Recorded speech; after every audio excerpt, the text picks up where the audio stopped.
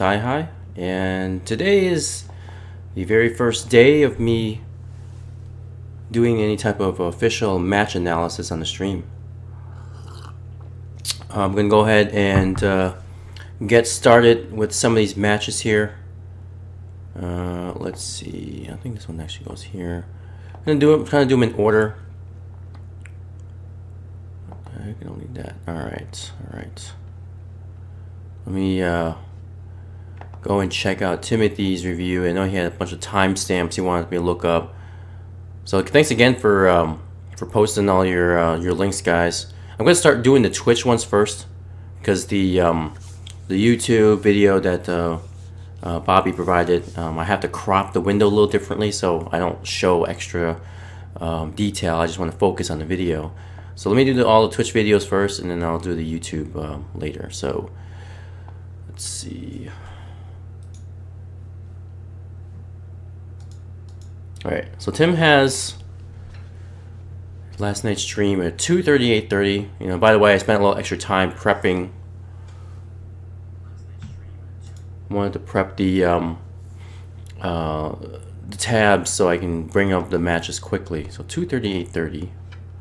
I was actually previewing it here, so let's see. All right, we'll get started here. This is the past intermediate session. Him and versus Jay Bliss here. So I know he had some issues with the Hwoarang matchup. Hwoarang is you know, a pressure type character. I mean, he's very difficult playing spacing. He's got to be more of a long range.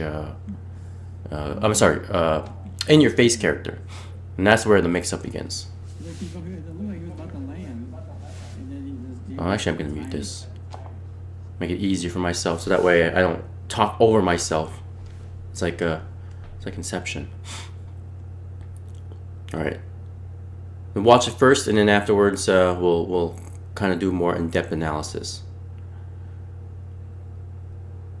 Maybe I'll make a couple of comments here and there. Or that kick that Jay Bliss tried to do the launcher is minus 12 on block. Yo, what is going on, Tim? Good that you came. I'm watching your videos right now. Okay, good low parry. All right.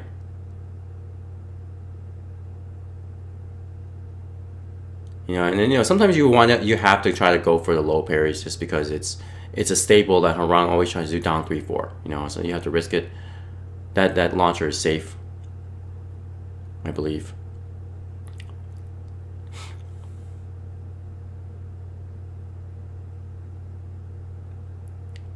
All right, good interrupt. When Hwoarang goes into jab strings, into whatever, you can interrupt him with jabs. And then that's what you did with the forward 1-1-1. All right, yeah. Well, that's a clean victory right there. Not bad. Okay.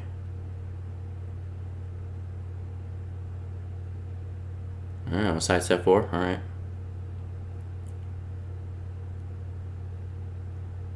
Yeah, Tim is just freezing a little bit. All right. Oh, I didn't commit with the forward 1-1-1. Maybe a little bit of background track. Cough respect on Tekken 3. You know what? Maybe I should. I'll put some background music if I can. I didn't think about it because I kind of wanted to make sure my voice wasn't being overwhelmed by the music. But I'll put something in after this match. All right, good punish on the spring kick. Really trying to emphasize that. You know, spring kick punish. Whip punish there by Jay Bliss. Okay. Oh, no throw break. Good. At least you're not getting up with a recovery. Oh, okay. Oh, just can't close it out. All right. Anyone got advice on buying a car? Oh, that's Garrett's. I'm like looking at two different chats. I'm looking at the old Twitch chat and then the new one. All right, good.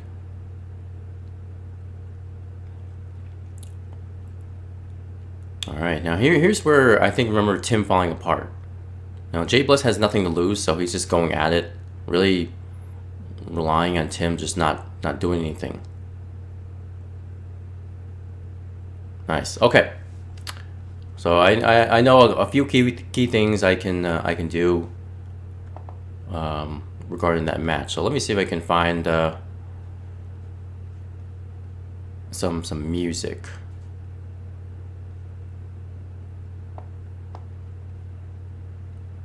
I don't really have any good tunes, good tracks here.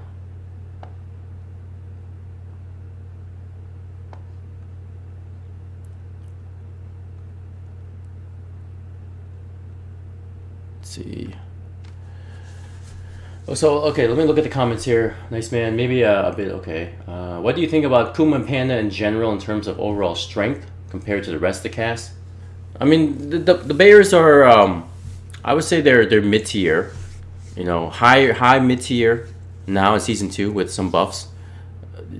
You know, it's all dependent on the player, right? I mean, obviously the Bears have quite a bit of punishable stuff.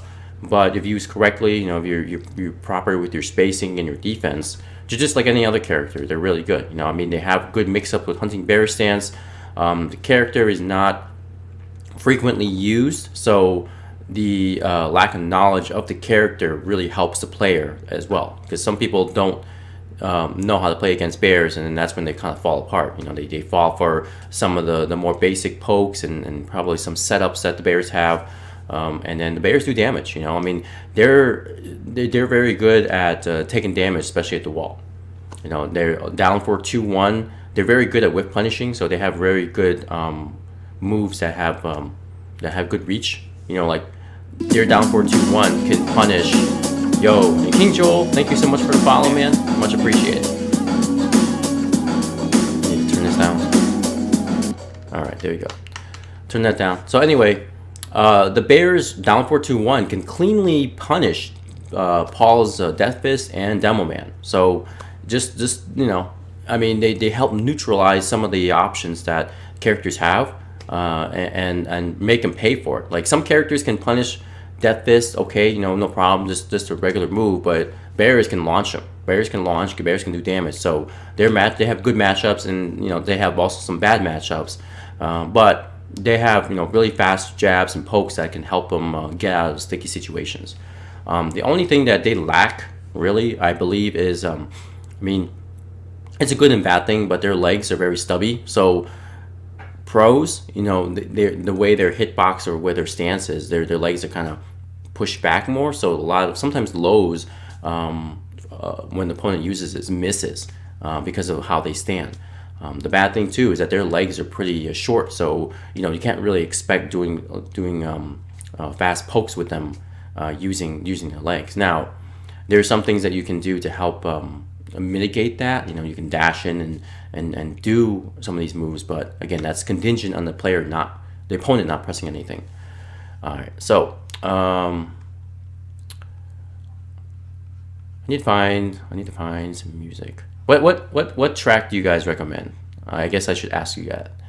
I mean, I'll pick like something to listen to here.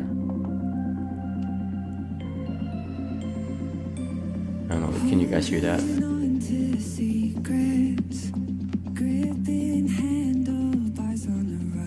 I don't have like any type of music on me. I don't have any music on this computer, so that I would have to rely on like YouTube. So, but let me get back into this match here. So. Let's see, what was the timestamp? 2:38:30. Okay.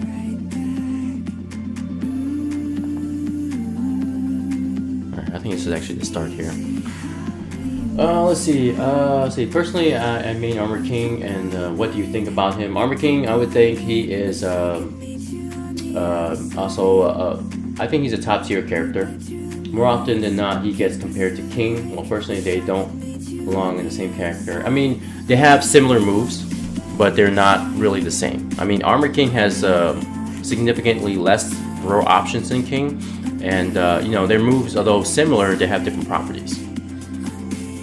Like you know, for example, Armor King's down back 3 on block is like really bad. It's like minus 20 something, right? 23 or 24. Whereas regular King, his down back 3 is minus 16 on block.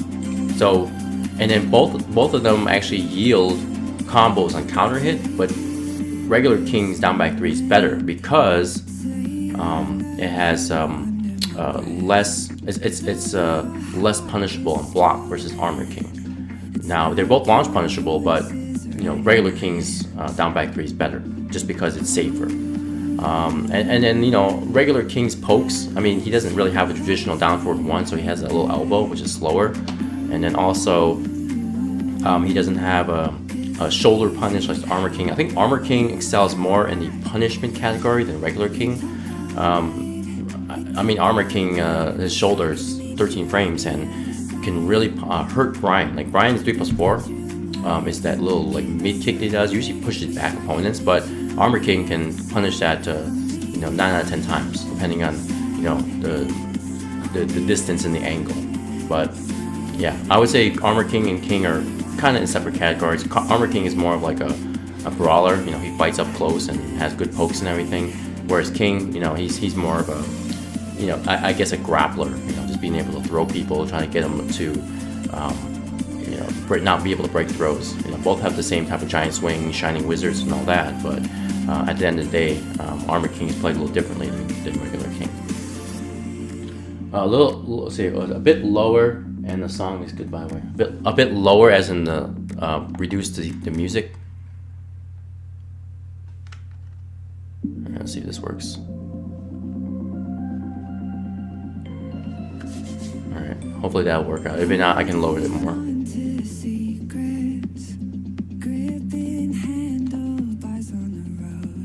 All right, I'll lower it in. Okay, so let's get into the match here. I'll try to do pauses here and there and try to rewind if I can.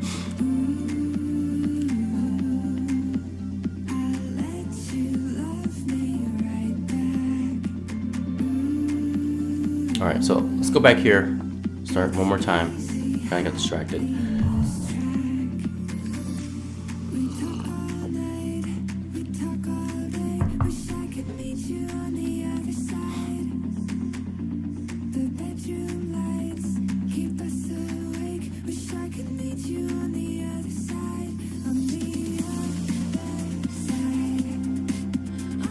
Alright, so J Bliss starts pressuring and no breaking the 1+2. So the throw against Hwoarang, whenever he's in Flamingo, Tim, it's always 1+2. It's always 1+2. He doesn't have an option out of Flamingo that's a 1 or 2. It's always 1+2. So if you see a throw, always break 1+2. That would be, the very first thing you need to learn. And also, from right foot forward, when he puts his right foot forward, like he switches stances, all of his throws are also 1+2. He can either do it by using 1+3 or 2+4, but the throw break is always 1+2. So just keep those two things in mind with Hwoarang when breaking throws. His regular stance is left foot forward. He has access to two command break throws, 1 command break throws, and 1+2. But in those other stances he has with Flamingo and with right foot forward, it's always 1+2. Always.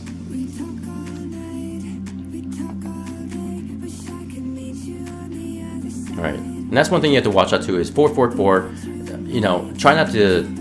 I guess you have to be aware of when you're sidestepping. Always try to hold back. Just tap back or something, so that way you're not getting clipped by some of these moves that are hitting from long range. That's something I kind of struggle with from time to time. So I've been practicing a lot of sidestep back, holding back, sidestep, holding back, micro sidesteps into guard, and then that way you're able to prevent from getting clipped by certain moves that just are thrown out there. And then in the case, he tried to go for 4-4-4. He was trying to set up for a right foot forward pressure, but since you got hit by it, you got knocked down and it reset the neutral. So that kick right there, the kick that he just did, I wish I can rewind back a little frame. Okay, yeah, doesn't let me rewind very well. So that little launcher, if I can I do? Yeah, it's not gonna let me. Yeah, okay, let's see if this works. Yeah, so that little launcher he does out of right foot forward. it's minus 12 on block. I wish I can get back to it, but it won't let me to. So that is minus 12 on block, and the forward is typically. Actually, no. Let me go back to that. I need to go back to that so I can show it. All right, come on. I wish Switch had finer time control. I'll go back.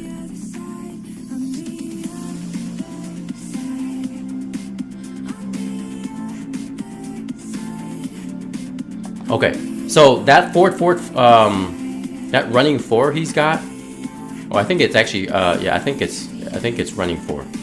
It's a torpedo kick. It's high, and it gives Hwoarang like plus 5 on block or something like that. It's plus on block. I know that for sure. And actually, you know what? I can look it up real quick. I want to be right about this. It's more than plus 5. I know that. I think it's more like along the lines of like plus 6, because that particular setup is something that most Hwoarangs do. Let's see, running 4. Running 4. Let's see.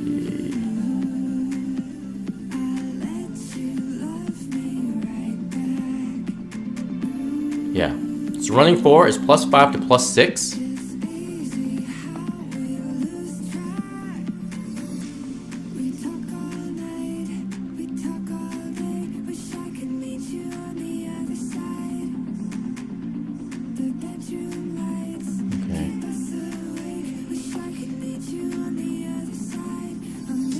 Yeah, that torpedo kick that he has running 4 is like plus 5 or plus 6, and then this launch he tries to do is more of a counter hit bait, and you know, most people who try to do like a slower move will get hit by that launch, just because of the nature of the torpedo kick he does earlier. So I think next time we can clip our matches into individual videos so you can rewind easier. Yeah, no problem, man, no problem. This was kind of something I just, you know, came up with yesterday, so I didn't really have any time to prepare. But I think clipping the matches to where you want and me reviewing it would be, you know, fantastic for future sessions.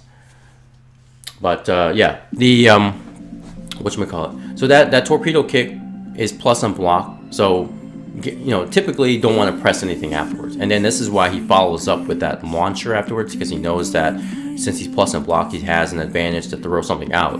But if you block that launch, it's minus 12. I think it's right foot forward, forward 4-4. And it's minus 12.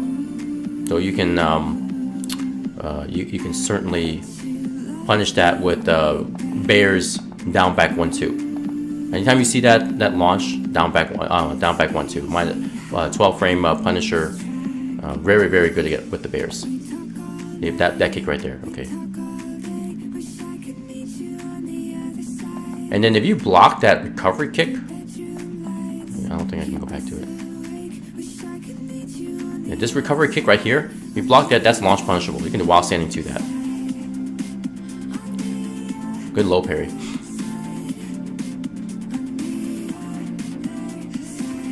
No punch in the ass.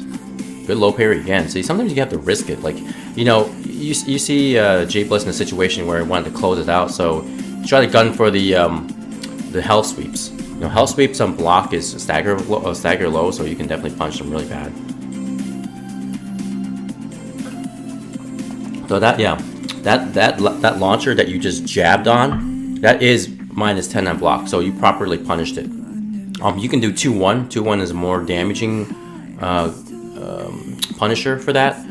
In season 1, that used to be minus 15, so that was launch punishable. So they changed it in season 2 to make it less unsafe. So that was a good buff for him, because most people launched him after that, and that particular launcher was kind of useless. But now he has more reason to do it because it's less unsafe. So that overhead kick that he does, that's minus on block, but it's not punishable. But typically, you know, at the end of that string, you know, he doesn't have anything else afterwards. So you can reset the neutral, you can sidestep, you can backdash, you can possibly make him whip on some things. he tries to do it again. Good interrupt too. So let's see if we can get back here.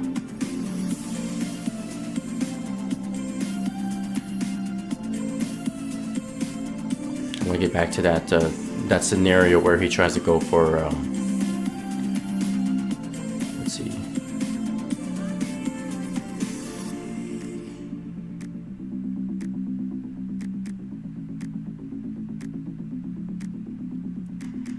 Yeah, see? He goes for the jabs into Flamingo. If he presses any button, he'll get counter hit by jabs easily. So you responded correctly by throwing out the forward 1-1. If you get hit by the jabs, don't press anything because he's already massive on plus frames. And then he can start his pressure. It's all a guessing game after he hits with his jabs. But if you block his 1-2 jabs and into his Flamingo, then you can interrupt with jabs. I mean, you might as well kind of go for it. You know, I guess it all depends on the player, right? But you can either jab with 2-1 if you want to be safe about it, or forward 1-1 if you want to go, catch him on a counter hit. Because I don't think Jay Bliss. I think Jay Bliss was kind of playing on autopilot by just doing the 1-2, or he was banking on the fact that you don't press any buttons because with the previous pressure you weren't really trying to interrupt him. So he wanted to test you with the 1-2-3 and into the Flamingo.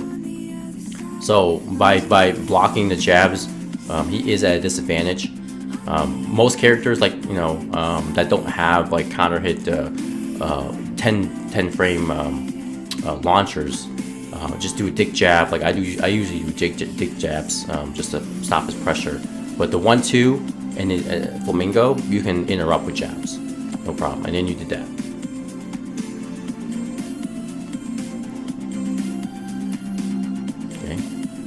Catch. All right, nice, good running. Always stay mid when they're low in health because you don't want a comeback scenario where they're gonna low parry. You know, I fall for it every so often. You know, depending on how hungry I want to be. You know, I sometimes figure that this guy's gonna not block low because you know he's just being pressured too much. But I always try as best practice to go mid. Always go mid, you know.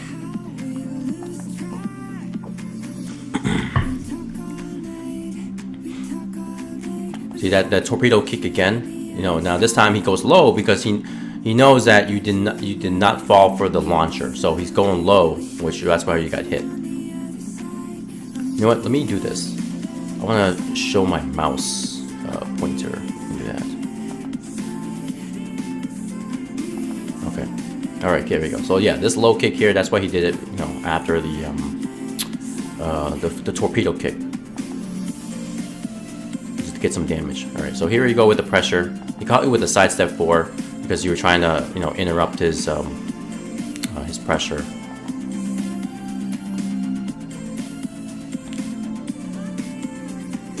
Okay, so that back 1 that Hwoarang has, he just did, is actually minus 13 in block, even though it whiffed. But a lot of Hwoarangs like to throw it out as a measure to evade some pressure of their against.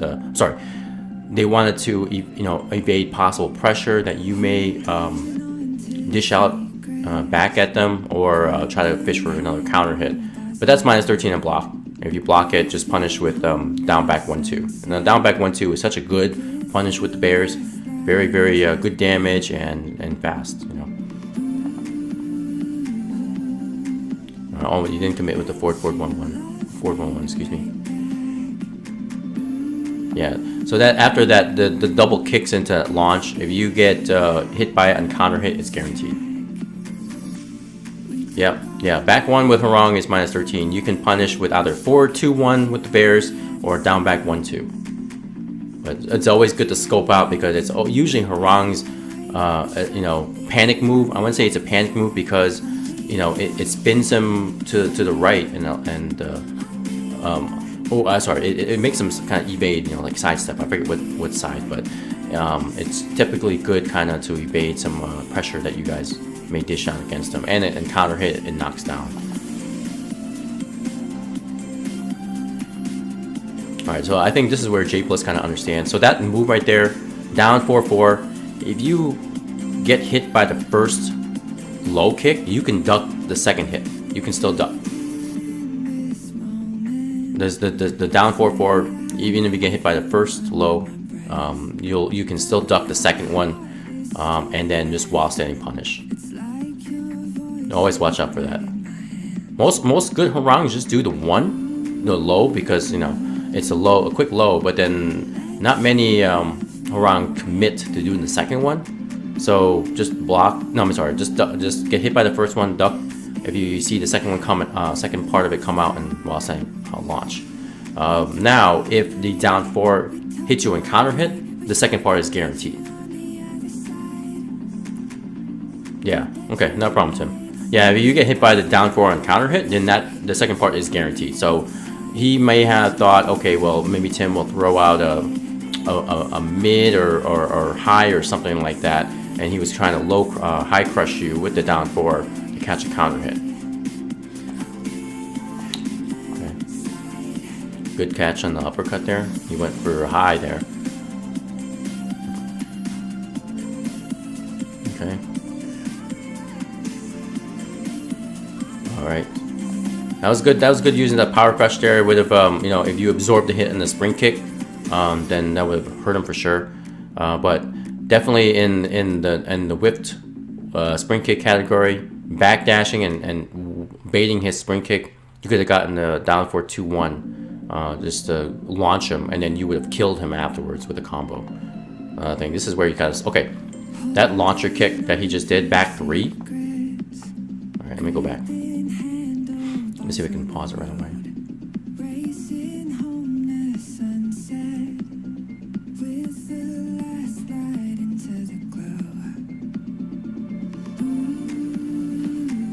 Okay, yeah, that one you could have launched punish there. Yeah, that kick right there, that kick is minus 19 on block. Okay, that kick, it seems like it's not very punishable, but it is. It's very, very punishable. One of the reasons why it's very punishable is because it's a very good whip punish on Harang's behalf, and it seems like it just recovers fast. But as soon as you block it, you can just launch punish him immediately. You just have to train yourself to recognize it. Yeah. Again, there's a launch opportunity there. You could have done down back 1-2 to kill him, 4-2-1. So that was a missed opportunity number 2. Number 1 was the whip spring kick. It could have launched, and then this is number 2.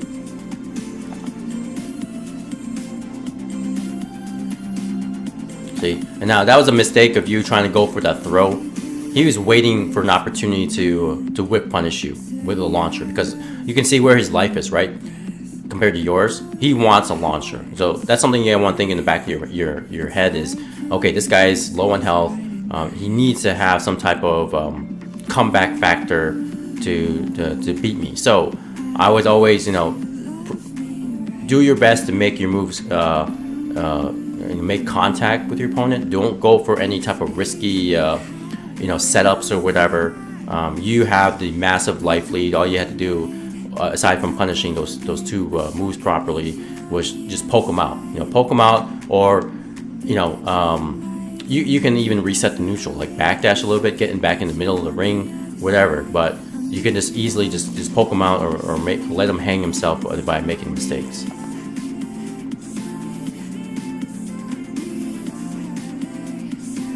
All right, so this is where he starts going YOLO. Okay, so again, 1+2 throw, always a 1+2 break after Flamingo.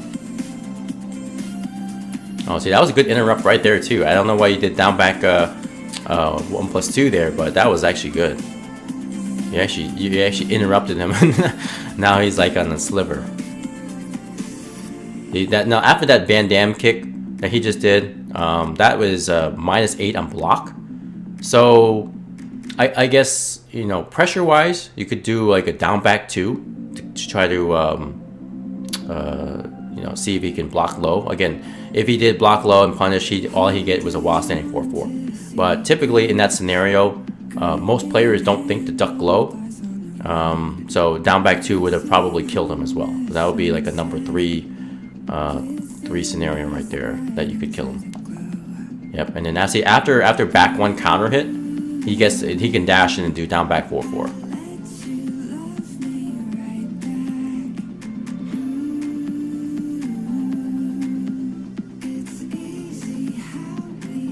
See, in that scenario though, again, he did jabs into that kick. Since you blocked the jabs, you could have interrupted him with a forward 1 or 2-1 or whatever, just a 10 frame jab. But he tried to press a button afterwards, so you know you could potentially counter him. He does it again. He does 1-2 into the kicks now. I think possibly because he came back that last round, you're more hesitant to pressing buttons. Okay, this time you got it. This time you actually got it.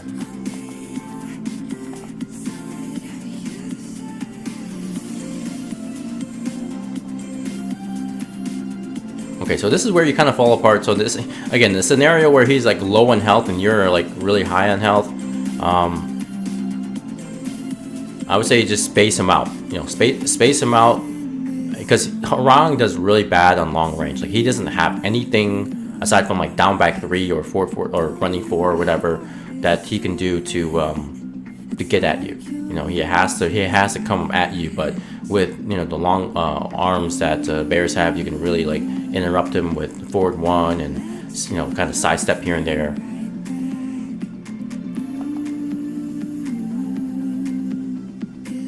Okay, so then that was the opportunity right there. You ducked down 3-4. You ducked it, and then you didn't get the while standing punish. You get done the while standing 4. You know. Oh shoot! That actually went ahead. All right, let's go back here.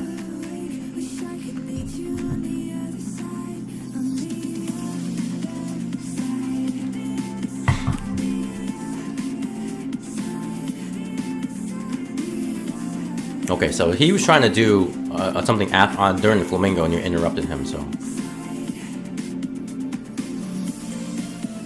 you know, and also in some scenarios too. Okay, he got for hell sweep. All right, there we go. You could have wall standing punish that.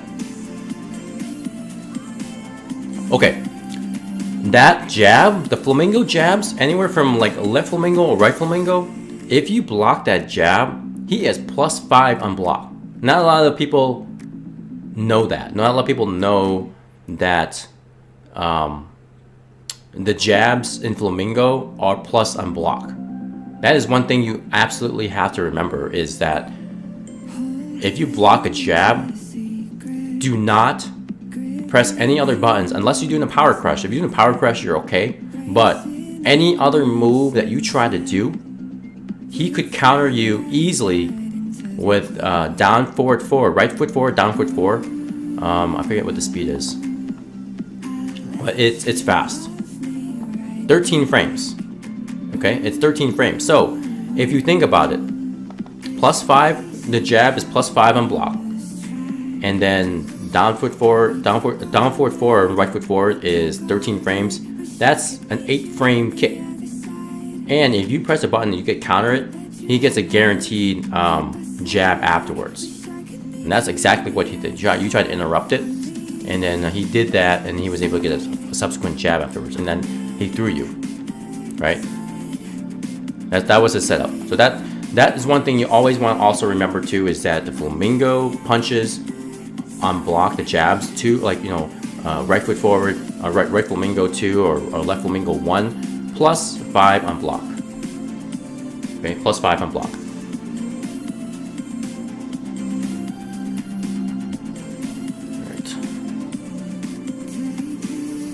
And then again, throws, flamingo throws, or right foot forward throws, always 1+2.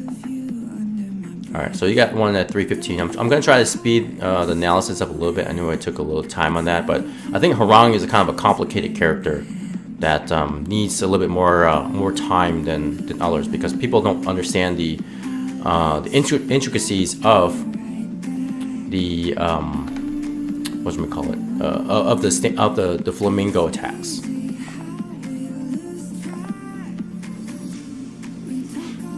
Is this against me? Oh, it is against me. Alright.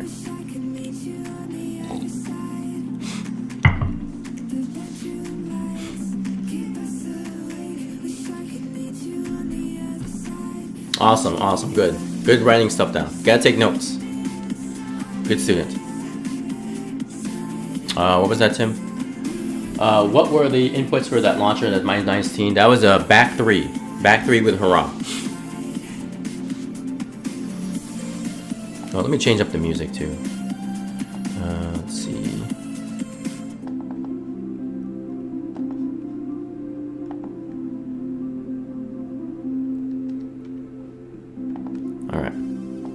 All right. So Panda versus Kuma. Kind of know the matchup here. I go a little aggressive with my Panda sometimes. So that 2-1-3 string there, he doesn't have any option after 2-1 except for that low. So always watch out for it. You can either block it and try to do. I think it's -13 on block. So you can do while standing 1-1 to punish me, or low parry. Low parry would be the optimal option there. Like my Panda isn't very clean. Like I go for some scrub tactics from time to time. Now I also go for down 4-2 a lot. Down 4-2, you know, because it's a safe mid poke, and it also kind of puts a psychological imprint in your mind, thinking, "Oh crap, I almost got launched," right? So I think for most people, when they get hit by that, they're like, "Oh crap, you know, I have to be careful with my defense." I mean, it all depends on the player, but that's what I think. I think that if you get hit by down 4-2, you got lucky. You got lucky that, you know, you didn't get launched, so maybe you'll play more safe, which allows me to attack you more.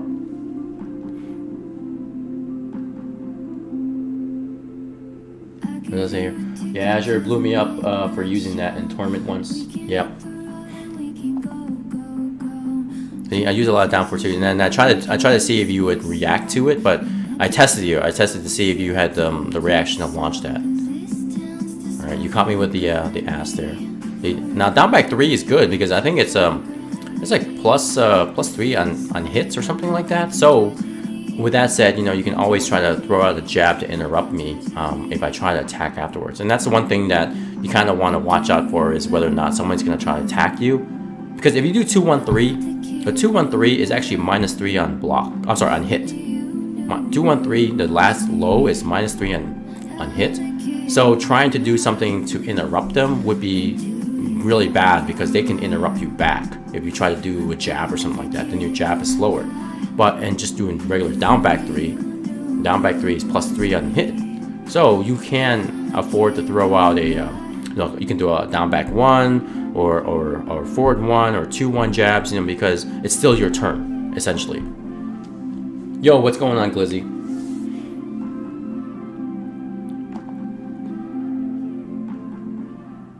All right, see, I knew that. I mean, I didn't punish that properly. The 2-1-2.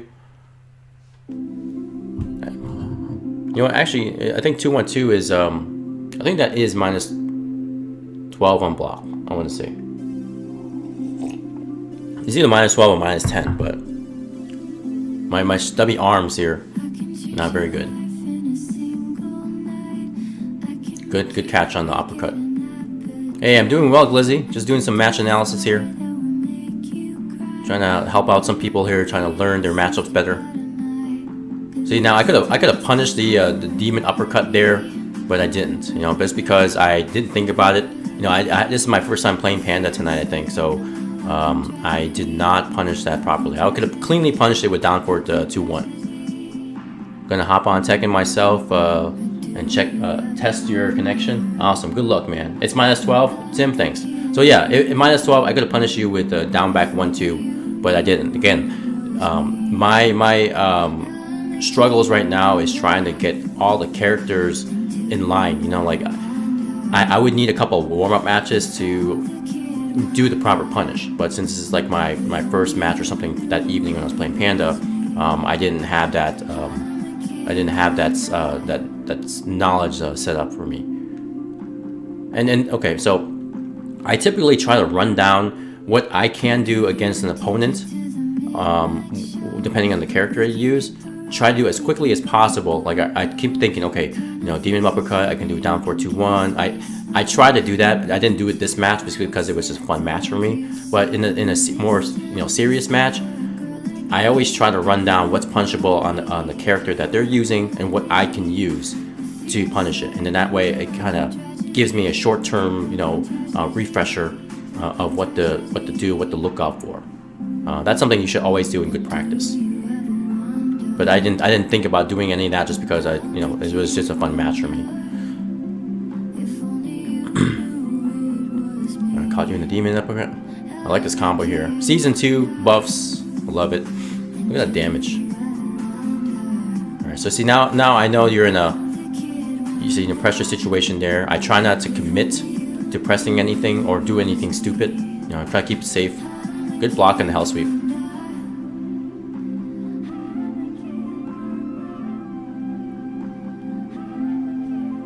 Should have done while standing 4. Good interrupt there on the hunting bear. Okay, yeah. So back 2-1 with bears. It's a mid high. So if you duck it, if you block the first hit, duck the second hit, and then while standing punish. I have no way to block the while standing punish unless you do too slow. Which you ducked it, but you didn't react to it. You just twitch ducked it actually. See, I messed up on my my punish there. I tried to do back forward 2. See, I didn't punish that properly as well. See, was not aware of my range. Good block in the low there.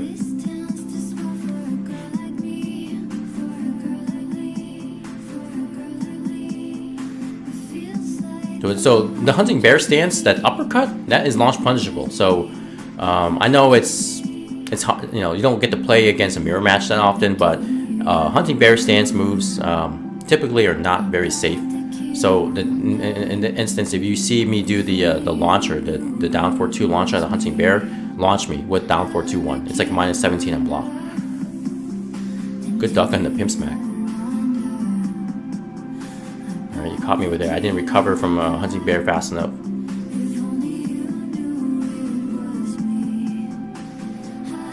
I just floated you, but didn't do the proper conversion.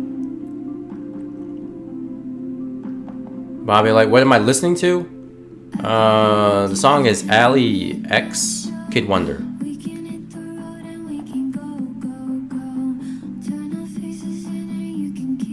Okay, so let me go back. See. Yeah, hunting bear stance down for one. It's so good. Yeah, see, I tried to. I didn't mean to do up 1+2 in that scenario. I tried to cancel out of it, but did not do it fast enough. Now I'm fishing for. I'm trying to fish for a whip punish here. Let's see if I can backdash. Yep, see, I fished out a whip right there. I was waiting for you to do. If you hit down back 2 and then you while standing 4, it's such a typical follow afterwards after down back 2. So I was like, you know what? Because I know the range of the kicks that bears have is really bad, I will sacrifice a low to get hit by it at a good distance, and then because of your muscle memory, you try to do while standing 4. I backdashed and got out of it and launched you.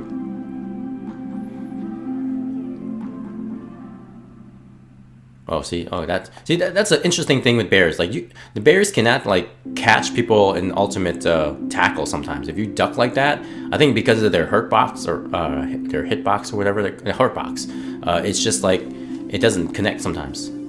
While standing 2 with bears is -12. Punish that with down back 1-2.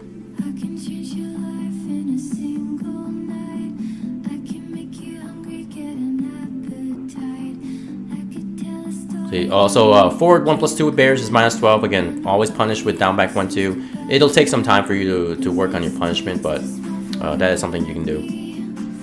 And good hunting bear down 1+2 afterwards. And try to throw you, but get whiffed there. Punish, good, yeah. Down, back 1 with back 1 power crush is -13 on block. Again, I didn't punish demon uppercut because I didn't think about it. I should have remembered it from the first time. I caught you in a whiff again. Again, bears excel in the whiff punishment category. If you space well enough, you can catch them whiffs very well. I don't know what I was doing there. I didn't think I was blocking. No punish in the back. I'm sorry, back one. I didn't punish it as well. I don't know what I was thinking about. Yep. Mistake on the. Oh, see, look, I dropped my combo afterwards. That was not good. Yeah. I don't know why I dropped that combo. But good stuff on the bear mirror match. Next one is 339.45. 339.45. All right. He playing. Oh, Sako. Oh no. Oh, Lee unit. Okay. So Glizzy, I think if you're still in here, you should definitely hardwire your PlayStation. The Wi-Fi connection with the PlayStation console is just really crappy. So if you want to play more seriously in Tekken, you're gonna have to hardwire to your router. That's just the best way. But I don't know what financial situation you're in, but I would say buy yourself a long cable and then connect it. Somehow work that. Okay. Yeah, because the Wi-Fi situation is really crappy. All right.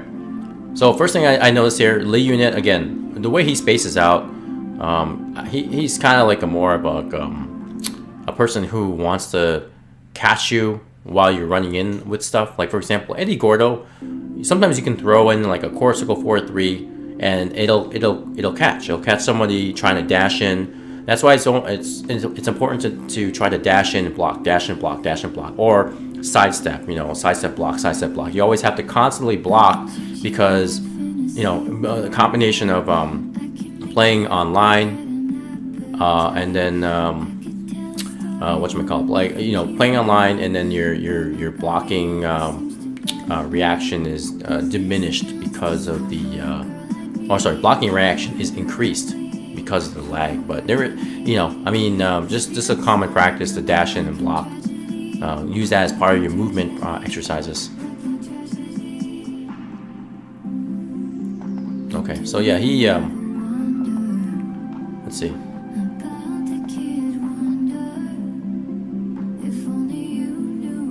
Yeah, he caught you there. Okay. Yep. So he puts him down and relaxed there.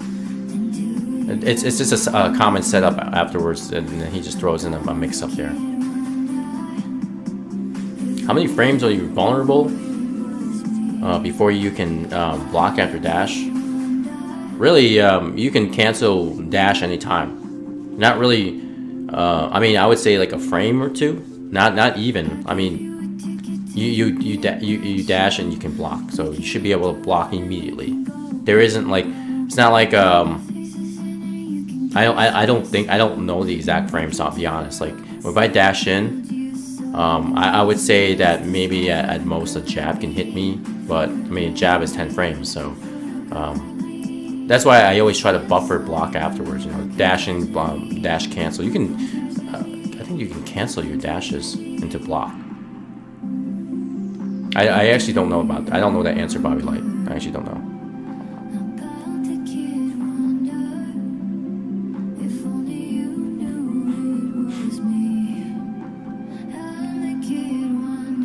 So that move that he just did from relax, it was like 1-3. The 1 is a low, which you did block, but the 3 is a mid, which you'll have to stand up blocking. And that move is, depending on how they transition, is punishable or not punishable. It's typically not punishable.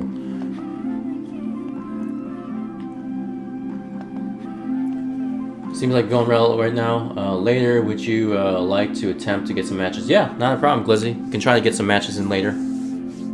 Let's see. No, don't teach Tim Eddie strats. Oh.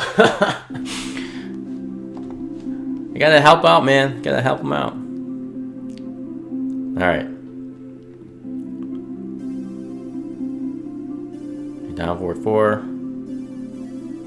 Yeah, see, he's trying to catch you with some run in there with 4-4-4. And then, he caught you trying to do something with the sprint kick.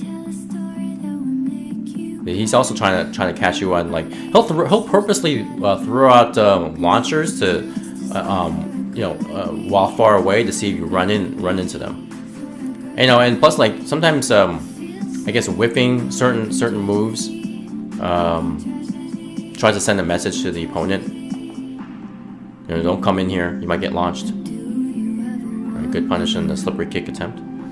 Oh, he just got up and just did Corsical 4-3. Now, Corsical 4-3 with Eddie is minus 13 on block. So if you block it, just punish with down back 1-2. Or if you're at the wall, 4-2-1. I think wall splats afterwards. See, there you go. So you punish a little slow with the jabs, but anytime you see Corsical 4-3 or even while standing 3, that's minus 13 on block. You punish accordingly. Good block on the low. Oh, okay, good catch on the rage strike. Oh, shoot. Oh, no, ass. Oh! Got lucky there.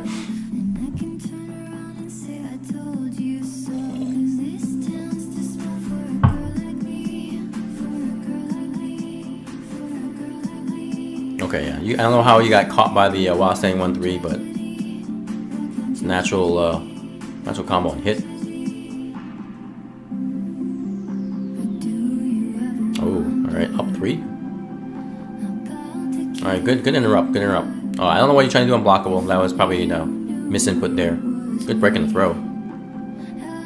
Oh, see, and then spring kicks. Always watch out for those spring kicks. There's nothing really to say more about that.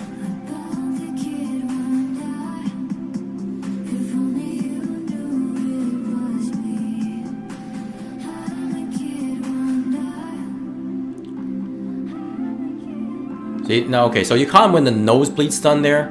Yeah, the while standing, I'm sorry, down forward 1-1 is good because it's guaranteed.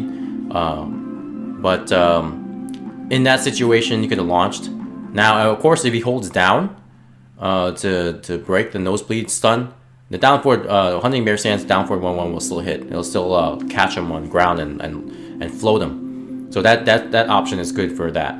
But in this scenario, since he didn't hold down to get out of that stun, you could have done down forward 2 to launch him. It's kind of hard to spot that. Okay, so out of relax. I think he did relax. Sorry, I need to go back.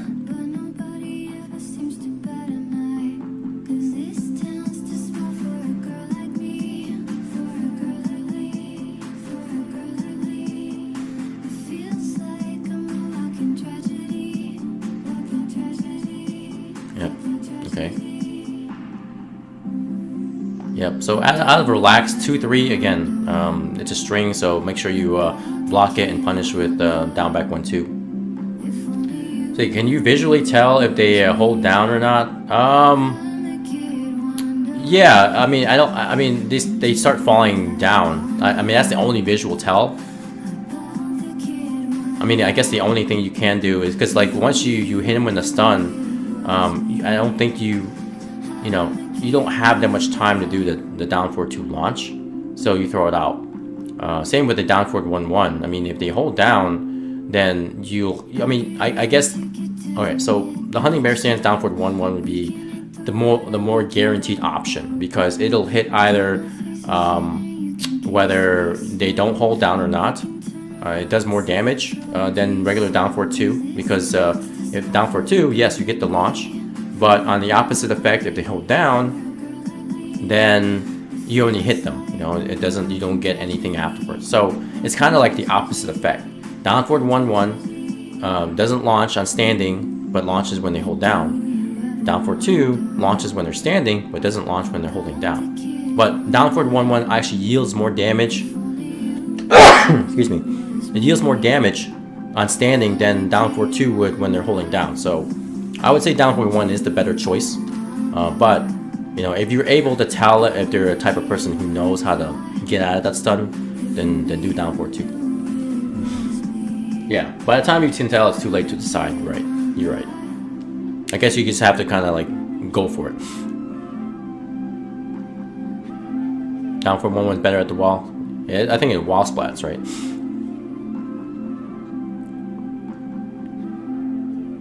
Okay, so good punish there with that ass.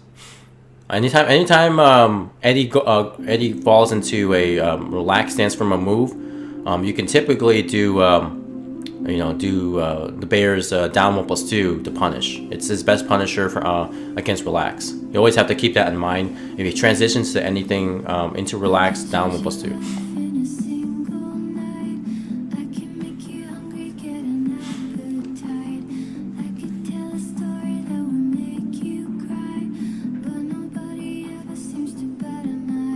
He plays a very spacing game. He's trying to hit you long range with things, trying to catch you with launches. Slippery kicks, you can definitely yield a better launcher. That was a missed combo. That launcher of Eddie, down forward 3+4. That's like -20 on block or something like that. Definitely punish with down forward 2-1. Okay, yeah, he saw you trying to do a string, and he saw it. Launch. Can't do anything about that. I'd say be more safe about it. Good block. So after Eddie's slide, the running 3 slide, or anybody's slide, the Bears, you can either do while standing 4 into down 4-2, down 4-2-1 or something like that. That's a simple combo.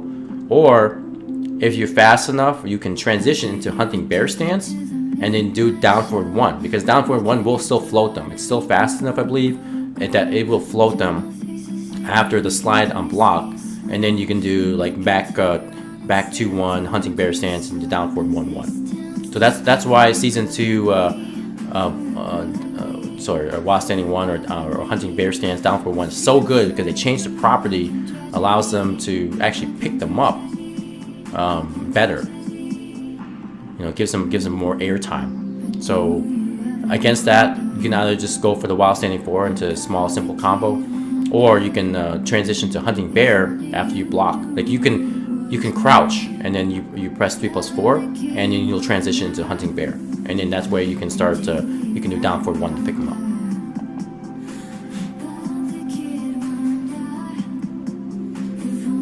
He does it again. That's a 50-50 right there. All right, good interrupt.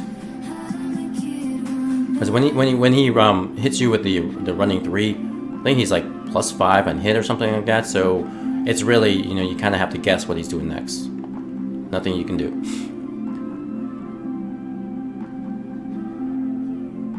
A spring kick again. Oh, yep. And then he caught you probably ducking, because last time he did down forward 4, which you blocked. So this time he went for mid. Again, going mid in this situation where his life is low and your life was low as well, it's a safer option. No reason to try to risk it. All right, let's see. The last one is 358.55. 358.55. Oops.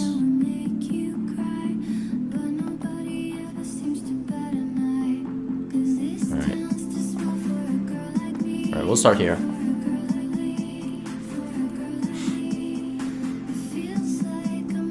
So again, he's playing the spacing game. He's just backdashing. He's trying to get you to come to him. In which case, now he's throwing out more hop kicks, because he understands the risk versus reward on a hop kick. It's only -13 on block, and if you block it and you punish it, okay, no problem. He can afford 2 or 3 hop kick blocks.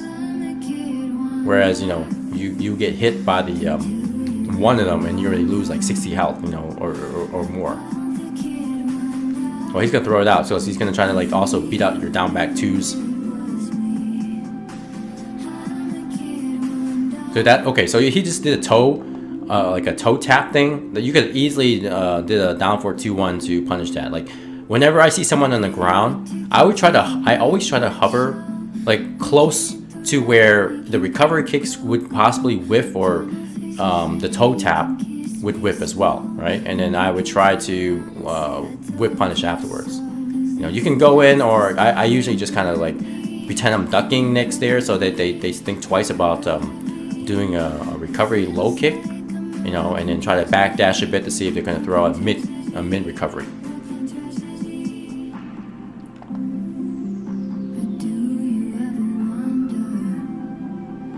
The hop kick is -13 and blocked him.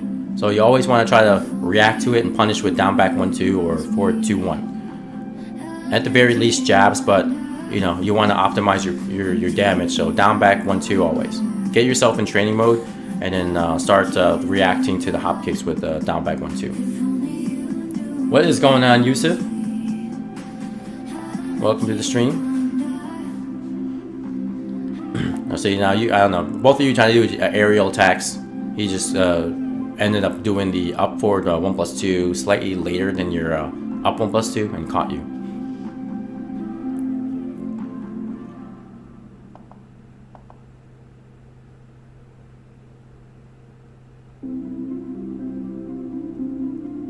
So after that, he runs into like a body dive. I don't even know what to call it, but whatever that diving move is, you can score a quick low. You know, you can do down back 2. So don't let that go unpunished. You know, if he does it and you block it, just go for a quick low.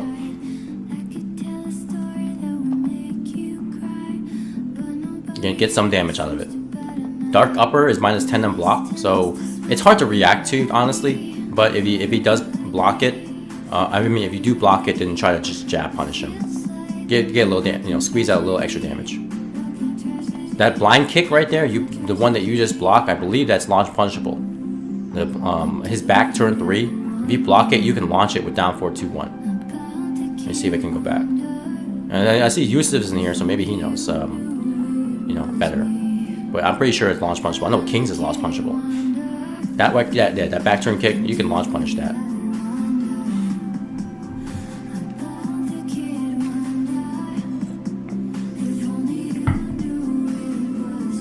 He's playing spacing. Okay, good spacing. Good whip punish and down back 2-4. Again, throwing out the hop kicks every time you transition to hunting bear stance. Now, if you do running, the running 1+2 with the bears, you can stand up afterwards because you're +2. So if you stand up, and then he tries to do a hop kick, you'll block it, and then you can punish the hop kick. Oh no, the back turn kick is safe? Is it? Damn. All right. I thought it was punishable.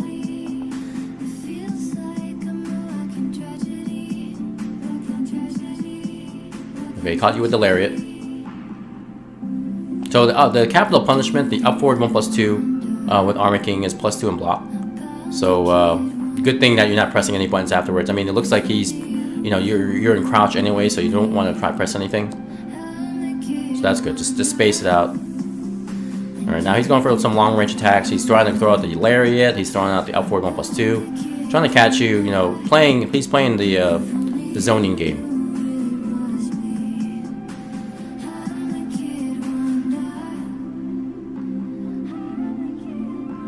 Yeah, so once you do running 1+2, back turn 4 is 10. Is that a 4 or is that 3?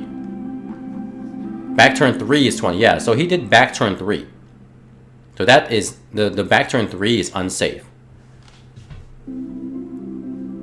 So that's the one I was talking about, the blind kick. That one, the one that he did that Timothy blocked earlier, that is unsafe. I figured it was launch punishable.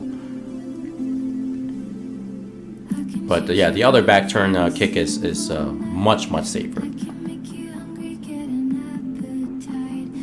Okay, so another hop kick there, really trying to catch you. He's trying to read you to either do a low or high. That's a 2 throw. That's a regular 2, so you can break with 1 or 2. Oh, he caught you with the moonsault. So that flip into 2, it's a natural combo, regular hit. He has other options where they're not guaranteed, but that is guaranteed if it hits you. Alright, now he's pressuring you with some jabs. Again, catching you with the lariat. Now, if you block the lariat is like +7 on block, so you really don't want to do anything afterwards. You can't, because you push back and then you kind of stagger for a bit. It's just meant as a keep out tool, and if you get hit by it, then he has a free follow up afterwards. So.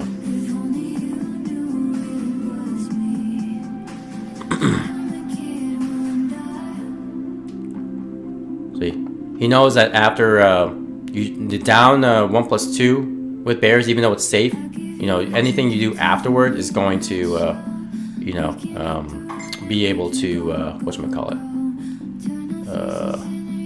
he's gonna interrupt with a jab.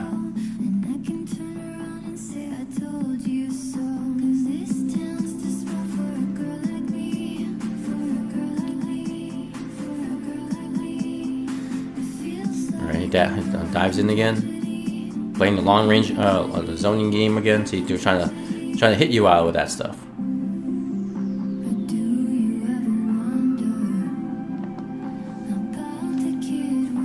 Wait, yeah, it's -9. Yep.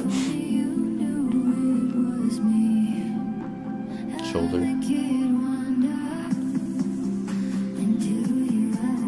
Alright, no break in the Shining Wizard. Now he's going in. A good break though. See, now that's a common mistake. Most people try to go for lows after throw break just to kind of catch them off guard. Now you are technically plus after a throw break, because the initiator of the throw is in like usually minus frames, like -5 or depending on the throw itself, but usually -5. And then so throwing out something is not a bad idea. It's just that, hang on a second. Hello? Hello? Hey, what's up? I don't know.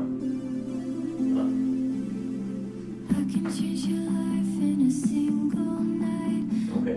When do we know it work?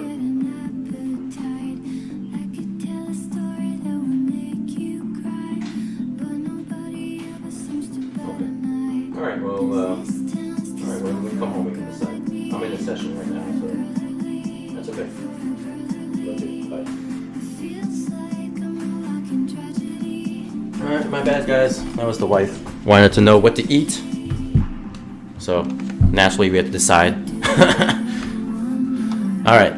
I told her, well, when you get back home from work we'll figure it out. What do you want to eat? Yeah, she has that symptom where she doesn't know what to eat. Luckily I know what to eat, so I make the decisions for her. But anyway, back to the whatchamacallit. After a throw break, you don't press anything afterwards, because naturally the opponent will try to do something afterwards, or you just remain a neutral. But if you try to go for something, it's not a bad idea to do so, because you're plus on block. I'm sorry, plus on after the throw break. But the low is a bad idea because Lee Unit is just notorious for throwing out low crushes, whether it be up forward 1+2 or hop kick. And that's what he did. He just threw it out because he knew that you may be trying to do something afterwards to take damage off of him. Awesome. Well, I think that'll do it for Tim's matches. Thanks, man, for whatchamacallit. Thanks for being able to provide me with your videos, man. Appreciate it. All right. Next we got I know we're going back to the Twitches. So Joseph Hayes, aka Majin Joseph. He wanted me to review. Let's see, his matches. Oh yeah, he played against Eddie Gordos in this MSU tournament. Let's see. So this one match right here. Good block. So his first mistake right there is not properly punishing the low option with Eddie's relaxed low option there. It's so punishable. It's ridiculously bad. It's like minus. Gosh. Now put this in perspective. I can do jacks either. I can do jacks down 1+2. That double armed like launcher, or I can do jacks charged 4-4-2. That's how bad it is on block. I don't know exactly the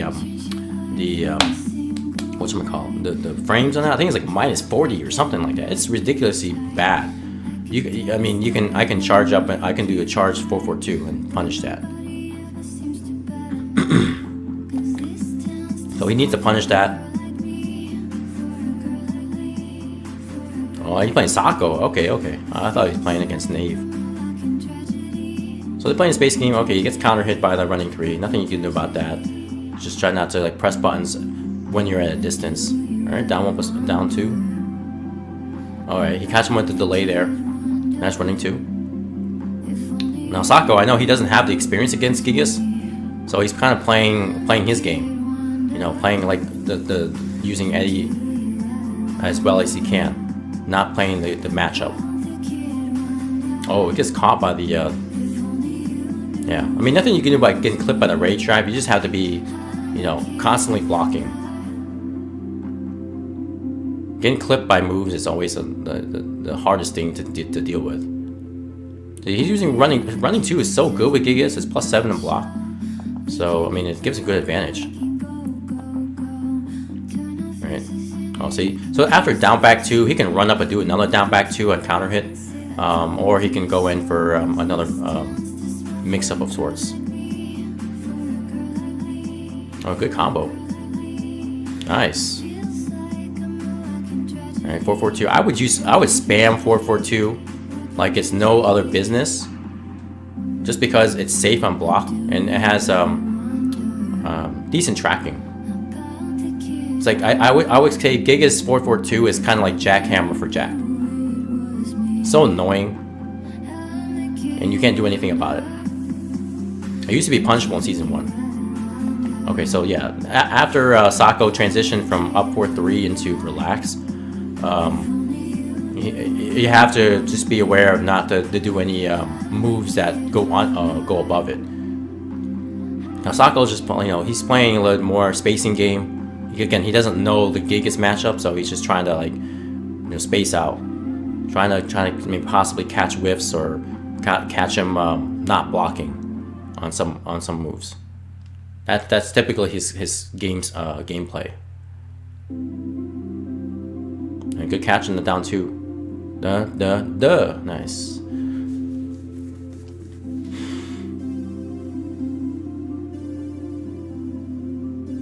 Okay, yeah. See, after getting hit by a low like that, I traditionally wouldn't want to do anything afterwards. I think he tried to press a button. Let's see.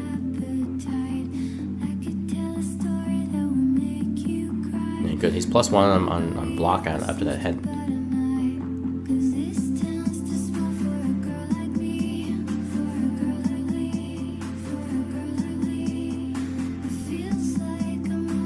Good catch there. See if I can find a different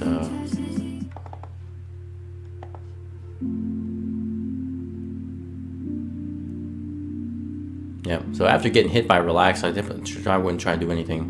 Just block. That's running slide. If you block the running slide, you can get something afterwards. Nice catch.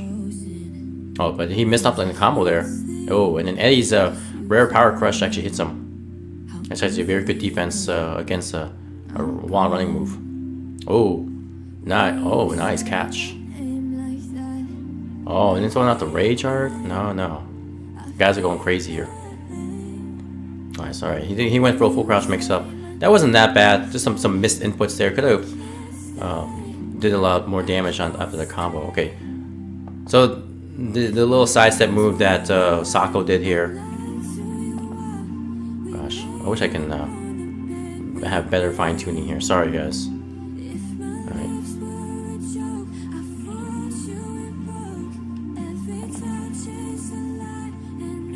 Go back and wait for that.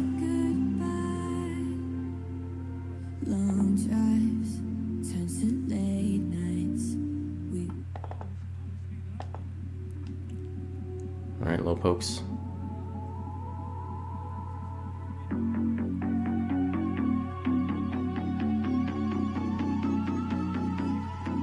Again, spacing game. Again, Sako does not know Gigas, so spring kick. Good punish on the spring kick. Alright. Alright, good. Nice use of the rage drive. He'll still be alive though. So he's gonna have to play this low. Just be careful.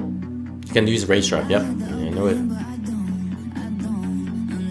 Oh, good low parry there. That was a very good read by Sako. There's nothing you can do about that. I mean, he chose to go low, you know, try to pressure him, but you know, that was a good good close match.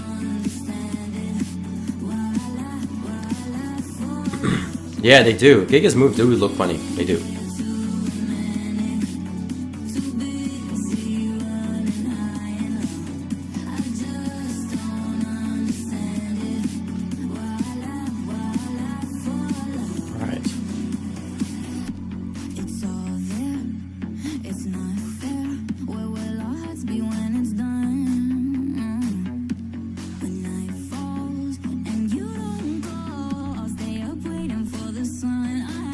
I didn't get to watch this match. I was in the same tournament as Sako, but I didn't get to watch it. Alright, good down for 2. Alright, so now Sako is really playing the mix-up game here. I mean, he already threw out 2 spring kicks which are mid, and then he went low. So trying to really psych out Joseph here, as far as mix-ups are concerned. I mean, that was a all mix-up round right there. Power crush, just throwing it out. See, slippery kicks you're gonna have to react to block punish. You can punish with Gigas while standing 3 after a block slippery kick. So see, pretty much Sako got Majin here mixed up here. So after back 3-3, you can punish with down 2 with Gigas. Yeah, I think Sako figured him out. I think he figured out that he can't deal with Eddie's mix-ups, so he's gonna really do his best to like just switch up between mid and low, and then he was right every single time. So back 2-4 with Eddie. If you block it, it's a mid-high. It's an elbow into like a spinning kick that he's got. Joseph's just ducking, he's getting mixed up.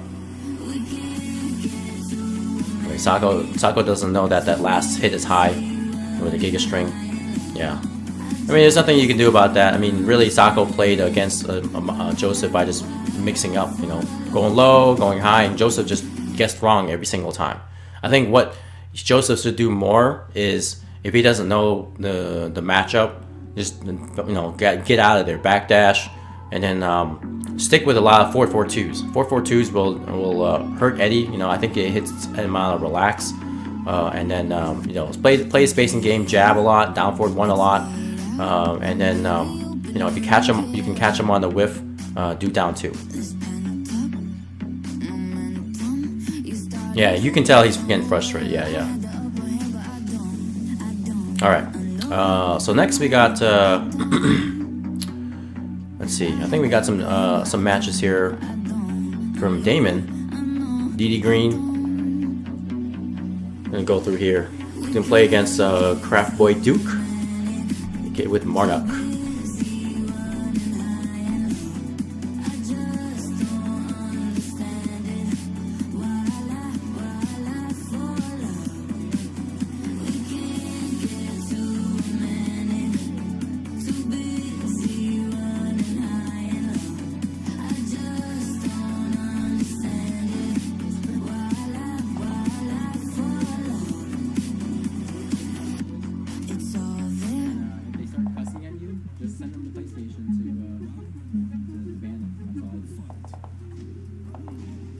All right, so Dookie starts with a down 4. Now he's going really aggressive here. I don't know if it's Green's inexperience here with the Marduk matchup, but everything he did was right. I mean, honestly, look how fast the match went. I mean, I can't even comment on anything. He just went in, and Green just fell for every single thing. He didn't break any throws. He just got hit by like everything. I don't know. He guessed wrong every single time.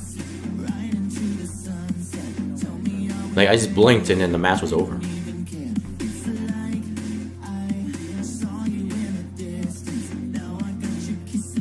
I know, 8 seconds. That's crazy, right? Let's watch that again. The loading screen takes more time than the match than that round did.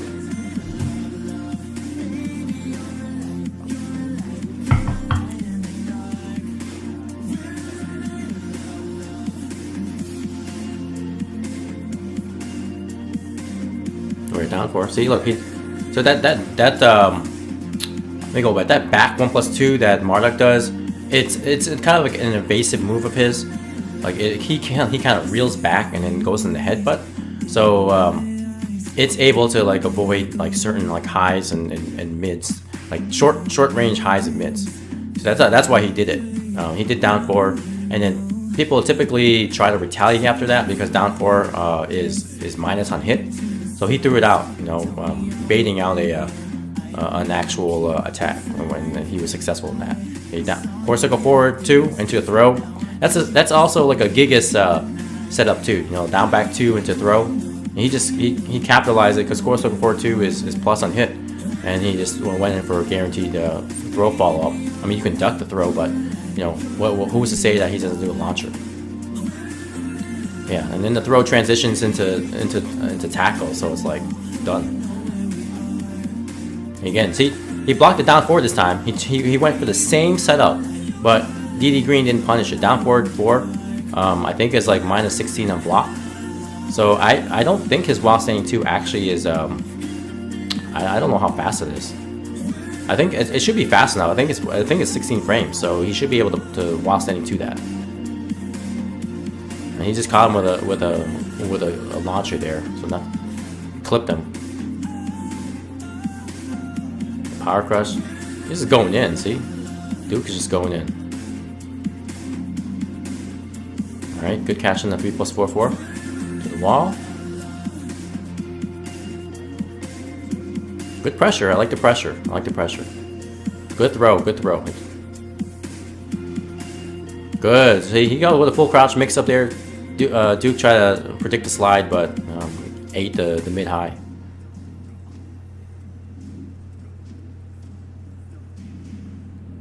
Yeah, see, the 2-do stance down 1+2. Such a good move. If you block it, it's you know, really bad for him. So the string that he just did, 1-2, I think it's 1-2 forward 1. No, 1-2 forward 2. Well, I think it's 1-2-2. I'm trying to remember what the string command is. I think it's 1-2-2.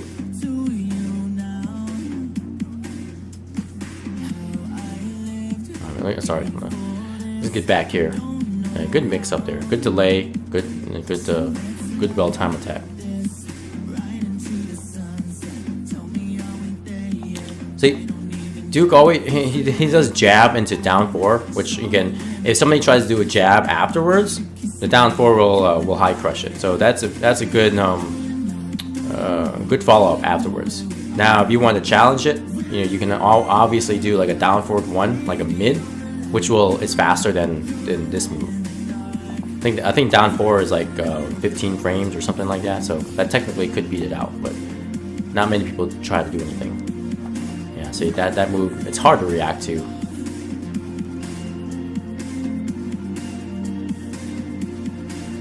Yeah, see that move right there, even that move, the 2-1, I think you can duck the second hit. It's not it doesn't jail on block. That move too, that 1-2, it's 1-2 forward 1. 1-2 forward 1 does not jail on the first jabs, the first 2 jabs do, but the last hit, you can duck it on reaction. Yeah, now he's doing more down 1 pressure there. Down 1 on block is 0, and it puts you in crouch, so it's a decent move. Somewhat fast, but now that move right there, that diving move is so annoying. I personally, that move is like it's like almost like his hop kick. He can throw it out and then have very little risk because he throws it out, you take that much damage, and then he's got a mix-up follow-up afterwards. You know, I mean, no, actually, I think it knocks you back. But anyway, it's just an annoying move. It can hit you at any time. But even then, you block it. As soon as you block that diving move, hit him low. You have to hit him low because don't give him the opportunity to do a mix-up. He's minus 18 on block after that dive.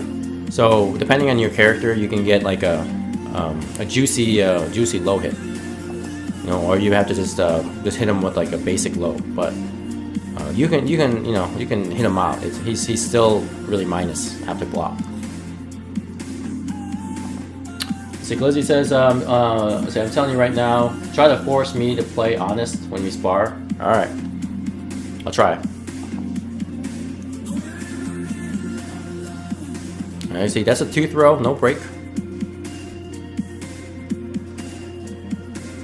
So you know what's funny? After the Dragon Sign stance for Law, he only has 2 throws. He has the 2 throw, and he has a 1 throw. But the 1 throw it can be broken by either 1 or 2. So all you need to do is just break. You can just use 2 if you want to. If you want to, be more honest and break the other one with a 1, then you can. But you can essentially just use the same button break 2 to break either throw. He only has 2 options out of DSS. He only has the 1+3 or the 2+4. The 2+4 is you have to be correct on that. You always have to press 2 because it's a command throw. out of that stance. But the 1+2 is just a regular 1+3 throw up, but they gave him that option just to mix people up. But you can break it with the same button. If you want to be lazy about it, you can just always use 2. That's all you need to do.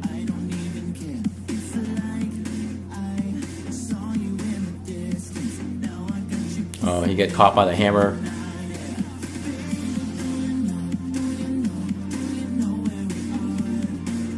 Oh, so he trade. Okay. Oh, see. So in that little sequence there, I don't think DD Green should have done up forward 1-3 because he was far away, right? There is no reason for him to do that string.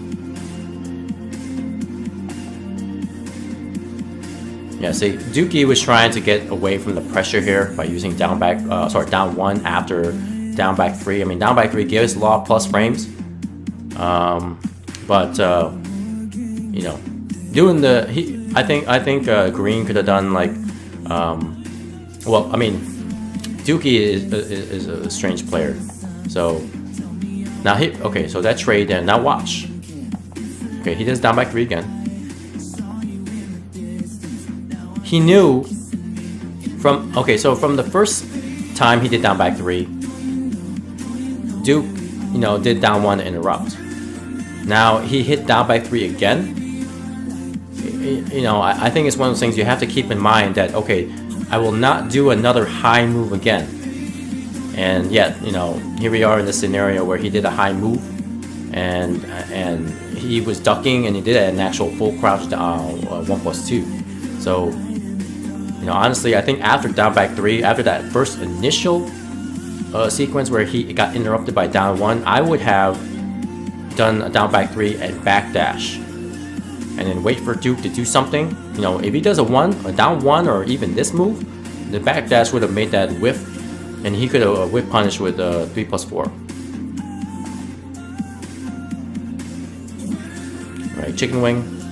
I think that I don't know what that move is called in Tekken, but the chicken wing 3+4 with Law is a good move against Marlick because, you know, especially those that try to go with a lot of core circle 4-2s or down 4s, you know, goes right over it. See, now Duke went for simple jab and the throw. Common setup string there. Yep, and then Rage Art. Yep, that'll do it. All right. So I think Green just needs a little bit more awareness. You know, once you run into a situation where, okay, someone's interrupting me, and what am I doing to get interrupted? Am I doing a high? All right, next time maybe do a mid or backdash and make him try to whiff their interrupt attempt and then whiff punish afterwards.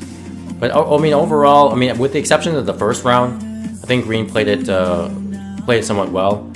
He just had to break throws because he didn't break that last throw, so breaking the 1+2 it was very essential because that basically killed him. All right, so his next one is against with L Train. All right, get that in here. Okay, L Train's using Armor King.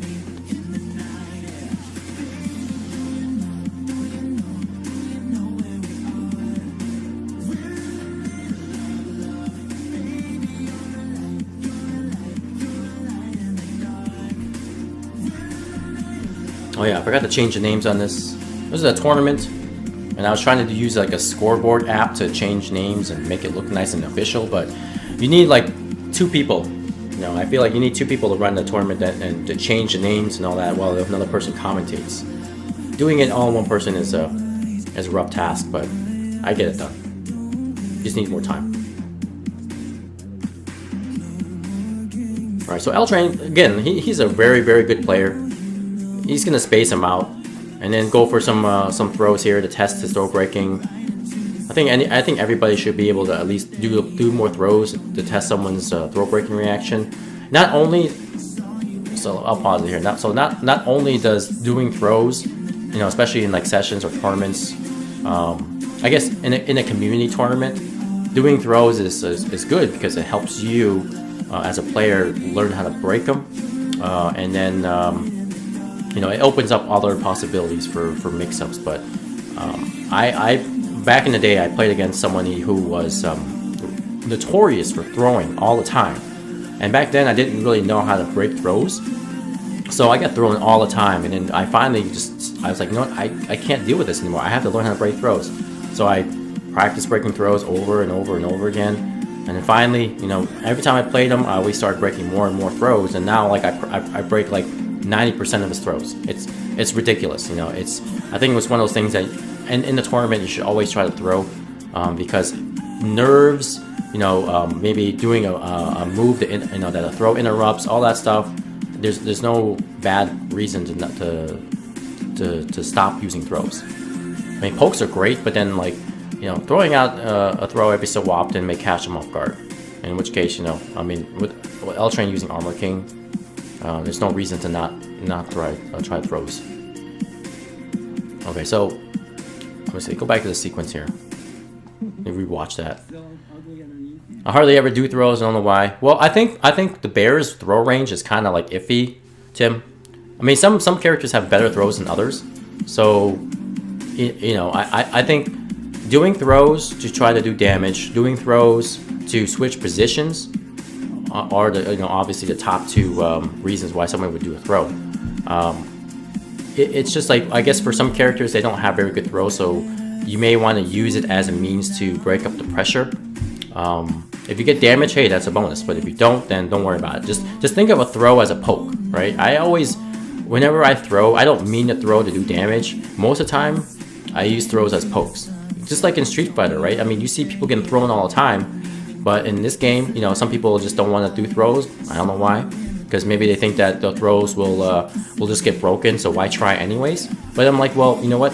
You're forcing the opponent to react, right? If they're very defensive, or they're waiting for you to do something, just throw them. Because you know what? That forces them to do something. And then once you get them to do something, then it's like, okay, fine. Now you actually have to press a button. You're just not going to stand there and block. And then also use it as a poke, you know? Because in this game, anybody who has very good defense, you know, at the end of the day, you need to press something to break a throw. Unless they have a godlike reaction to conduct a throw and then while standing punish you.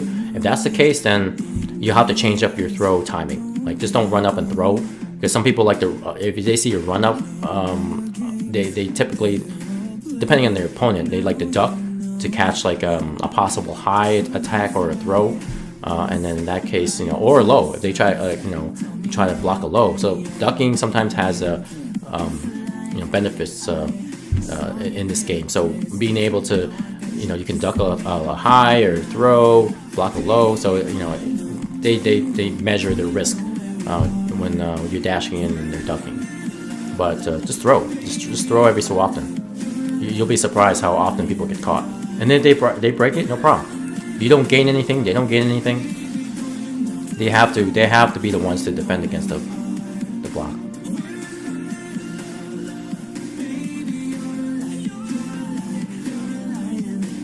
Alright, he just got caught there with the hop. Alright. You got him with the evasive move there. Alright, good slide. Oh, see, I don't know why he ducked there. He could have ducked the second hit of the 1+2/2 with Armor King. He threw it out, and then he didn't duck the second hit. He has a mid option after it, which is punishable, but the 1+2/2 with Armor King is a mid-high. We duck it while saying punish it. See? And then L-Train didn't break that throw. It's always a 2. You can do either a 2 to break the actual 2 command throw, right? No while setting 1-2 to duck. Alright, so Linnell's using that lariat to push him back because his back was to the wall. So he's using that to get back into the middle of the stage. Very smart. See? And he threw out a hop kick because I guess most people, you know, they feel the pressure of getting pushed back and they want to dash in to claim that space back.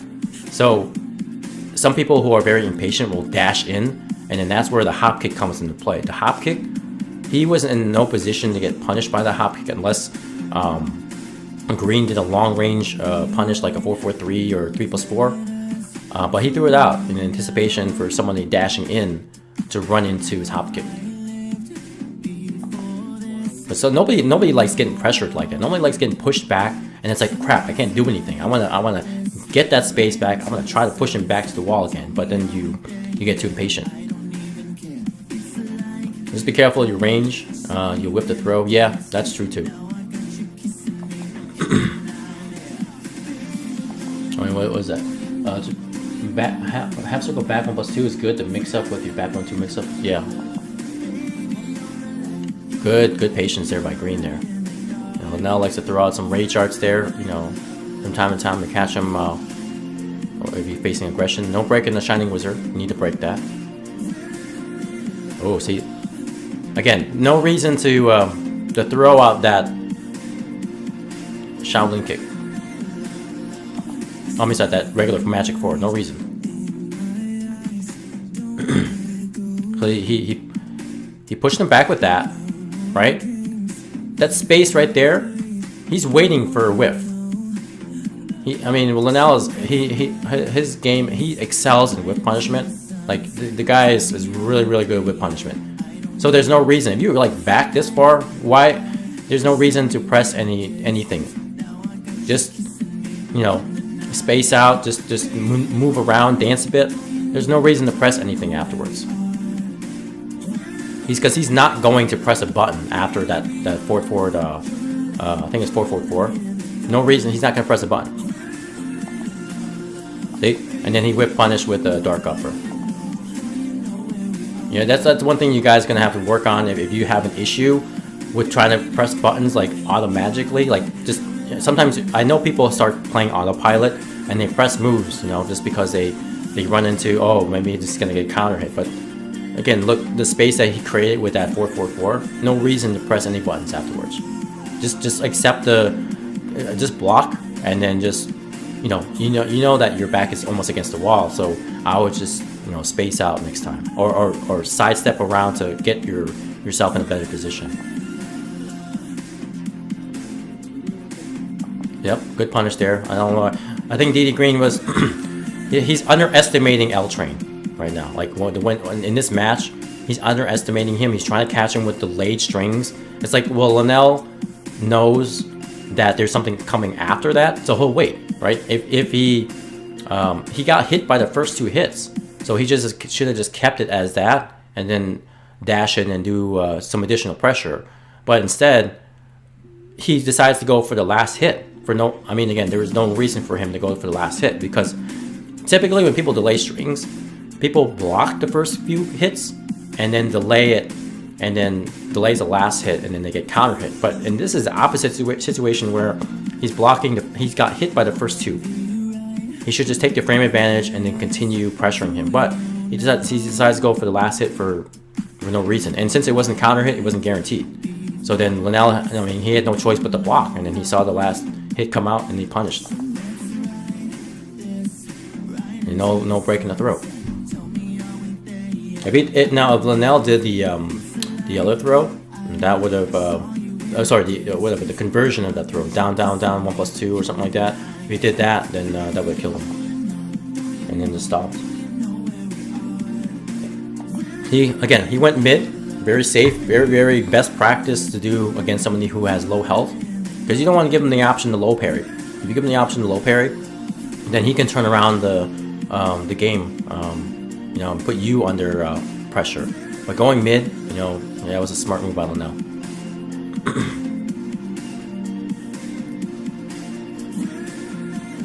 Alright, no blocking down back 3. That's a pass move.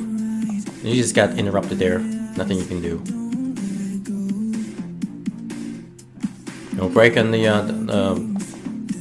what's my call? Is it a 2 throw? Sorry, let me go back to that.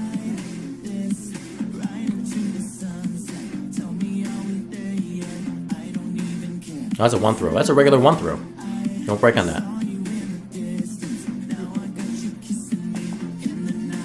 Okay. I get what DD Green was trying to do there, but unfortunately, L Train was trying to, all of his stuff worked out for him in that match. He didn't break. DD Green did not break throws, and then he got caught by an interrupt there with the dark upper. I think in this last sequence here, doing a down 4-3 is risky, because you wanna just I think you want to initiate with like a mid first, and then use down 4-3. Linnell had no reason to like not press any more buttons, because I mean he just kept going in and got a lot of interrupts there. All right, side step 4. Got caught with the 4-4-3, which is homing. So if green was sidestepping, he definitely would have got hit. See, he's just getting interrupted every time. It's like, I think once you start getting interrupted a lot, you really have to evaluate your situation in terms of, okay, he's going to be pressing buttons before me. Let me just block for a change. How about I just block for a change? You know, because some people just start, you know, feeling, I don't know, an urgency to press buttons. Like they want to get in, they want to apply pressure. But if somebody is, you know, somehow getting the upper hand on you and interrupting your attacks, just dash in and don't do anything, right? Just wait for them to attack. Usually when they're attacking, that means they are now minus and it's your turn, so you can do something afterwards. But if you're in like a neutral position where you guys are spacing out and then you're dashing in, one person will try to do something, another person will try to do another thing. You get interrupted. Just be patient, more patient next time. Just don't press any buttons. Okay, now this time, Linnell is trying to give DD Green an opportunity to attack, because he knows that, you know, maybe Green will you know, try to throw out some more buttons, right? So he's patiently waiting to block. Oh, is it misinput in the jump there? Oh, see, okay, he caught him with the last hit there. Very interesting. Okay, now just throwing out the hop kick, because he knows that Green is trying to initiate pressure, so throwing their hop kick is usually a safe option there. Ooh, counter hit. See, he just. Hey, No Ear, thank you so much for the follow. So look, you saw that sequence, right? He did 4-4-4, and then he immediately threw out the dark upper. See, that's classic right there. The 4-4-4 provides spacing, and then, you know, he's banking on Green pressing a button, and then whip punishing with the dark upper. So you can get back to that. See, watch, see. It's good on Green for not pressing anything. He could have whip punished that though. You know, if you saw it. Good Dragon Tail, no proc on that.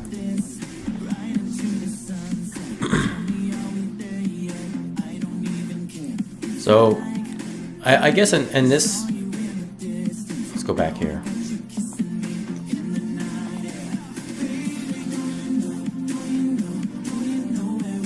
He could also, you know, whip punish that with 3+4. I think when you're spacing with Law, one of the things you should be ready for is for a whip punish. So right, so always have your, not always, but just have your fingers ready on the 3+4, so that way you can catch them on a long range whip.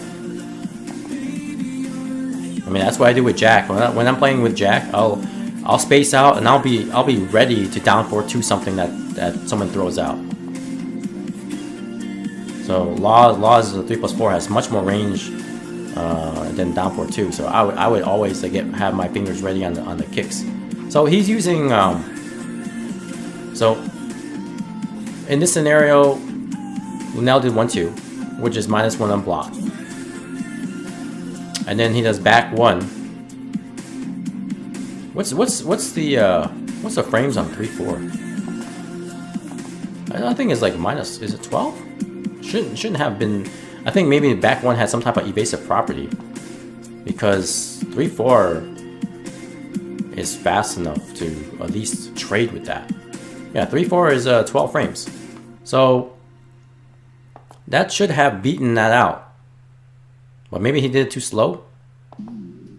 Yeah, he maybe did a little too slow.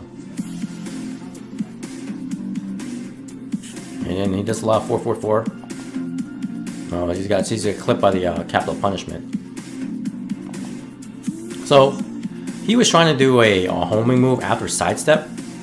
I think one of Green's issues is that after a sidestep, he likes to do attacks afterwards. Which, I mean, you know, sometimes he doesn't do it, which is fine. But then there's other times when he does it, and it gets him in trouble. You know, sidestepping and trying to do a move that is slow. You know, I guess sometimes you just have to be careful in trying to throw out some slow moves after sidestep. In which case, you know, you get somebody like Linnell like trying to retaliate after something like that. And then down by 3, you know, it's just gotta learn how. It's hard to react to, but if you block it, you can while standing to punish it. But that was good games by Green there. All right, so we got the Bobbies. I'm gonna have to crop this differently. That's why I saved this one for last, because I didn't want to change it until the last. So let's see, how do I do this? Oh no, that's not. That's the width. Let's do this. All right, bottom. I want to increase. Give myself a little bit more room. Is it working like that? Wait, how do I do this? Okay, that gives me more. That gives me more. Sorry guys, trying to get the proper. Okay, now it's refreshed a bit there. All right, we'll just settle with this for now. Let's see. Okay, there we go. That's much better. All right, we'll deal with this for now. Mute that as well. All right, so his match here is Fang versus Armor King. Is that his only one? Oh, okay, yeah, that is okay. Well, this will be the last match to analyze for today.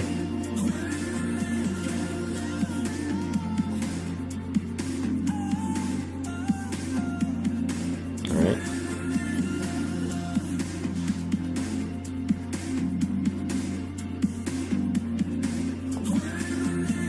Okay, so after Core Circle Forward 1+2, you know, the natural reaction to do a mid, like a fast mid, because Core Circle 1+2 on block is +5. So then throwing a mid out there to try to anticipate a possible attack by him after is usual. I think after Core Circle 1+2, Bobby could do down back 3, because down back 3 is 15 frames, and doing the Core Circle Forward 1+2 gives him +5, so that means it's essentially a 10 frame low. So I think next time, if he does that, if he knows that he's not going to press anything afterwards, then he can go for a fish for a down back 3. All right, so you need to duck. It's kind of fast, but once you start seeing the sparkles, duck on crouch dash 3.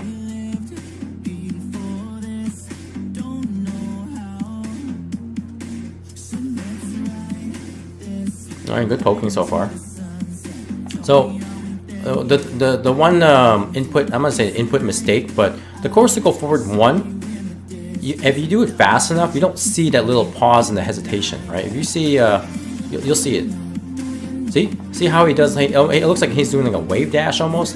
If you do the Core Circle Forward 1 cleanly, like just input the forward and 1 at the same time, he doesn't have that animation, so it's harder to read. But if you see that little initial you know, like I guess head bob, that move is gonna come out. There's nothing else that comes out of the head bob than Core Circle Forward 1. So if it telegraphs that move.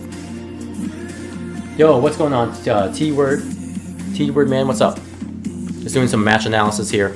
I'm on my last video. But yeah, regarding Fang, if you do the Core Circle Forward 1 cleanly, you will not see that extra head bob. And that's a good mix-up between Core Circle Forward 1 and Core Circle Forward 2. But if you see that little head bob, that telegraphs that low. So if you see that at any time, block low. And it makes the move slower too, so you can actually, you know, see it coming. See, he does it again. See? So now he mixes it up with a Core Circle forward crouch and cancel into while standing. That's good. Tries to go for mix of low. Alright, he got interrupted there by the dark upper. Nothing you can do about that. He tried to go for something, but then he threw out the dark upper. Alright, power crush pressure. Alright, 442 is good. Good block. Yeah, he could launch punch it, but you know, his reaction is probably not that good. Alright, see. got caught. This guy got caught by delay Wasen 121. Wasen 121 Feng is -12, so if he blocked that, then this Armor King could have done back 1-2 to punish.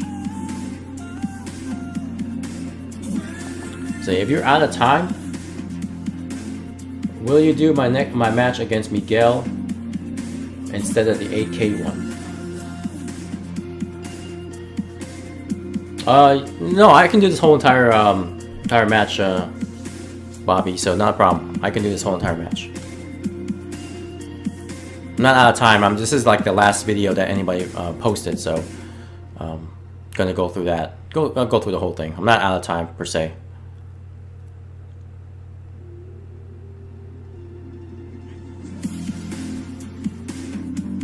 Alright, good pokes here. Alright.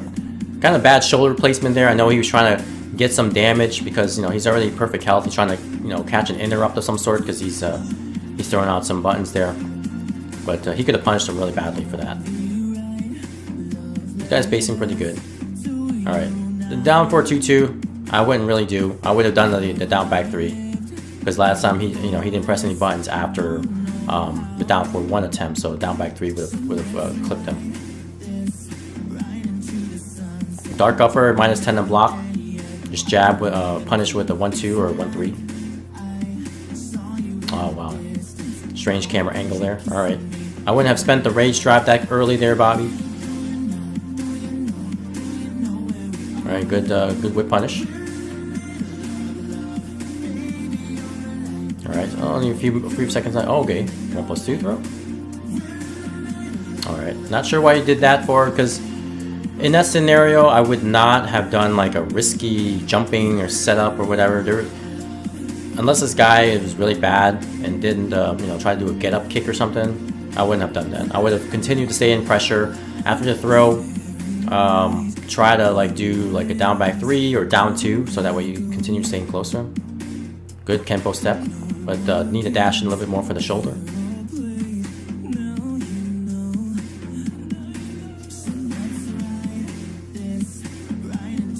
Good side step 4, but no combo. All right, a little slow on the stomp there. That stomp is guaranteed after down 2 and counter hit. So you gotta crouch dash a little bit faster. Good block on the down kick, but no Wasen 4 punish.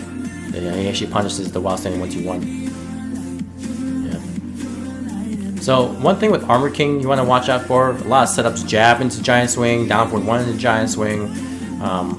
Anytime he does a mid poke, like with the punches, they are, and even his down 3, they're all good candidates for possible throw setup. Down 3 or down back 3.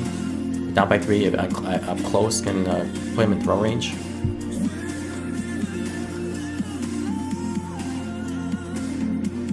Good Wasen 3 there. See, instead of doing that, see, he must have seen it so many times now. Like I said, that little head bob. Not to say that he I don't know if he knows that or not, but it's still one of those things that it's so easy to see because it extends the time of that move to execute.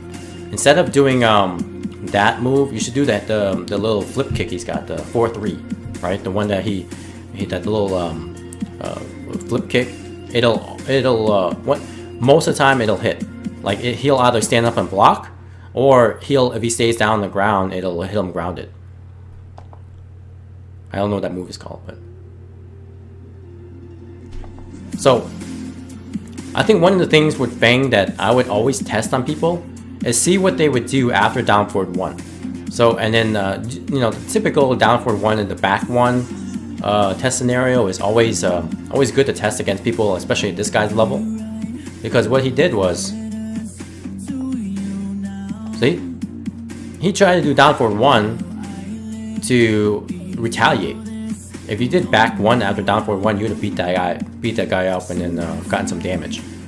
Sidestepping is also good too, but doing the down forward 1 back 1, I would have used that at least as a test. If they duck afterwards, then it's like, okay, fine, I won't use it again. But that puts me into a situation where I can do down forward 1 again. So it's a mix-up game. Flip kick whiffs a lot on the follow-up. Again, I think against the tech roll. I don't know. I mean, unless you're doing it too slow, Bobby. I never had anybody. I never had a whiff. But maybe it's just me. Or you can dash a bit to realign against someone's tech roll, and then you can do it. But I feel that's always a thing that always catches people. Maybe if they're side rolling, they get out of it. But the hand flip, if they're side rolling on the ground to avoid any standing up or whatever, at least it puts you up close. Or you can just dash in. Like after that, just dash in and wait for them to do something. I mean, there's plenty of options to for that.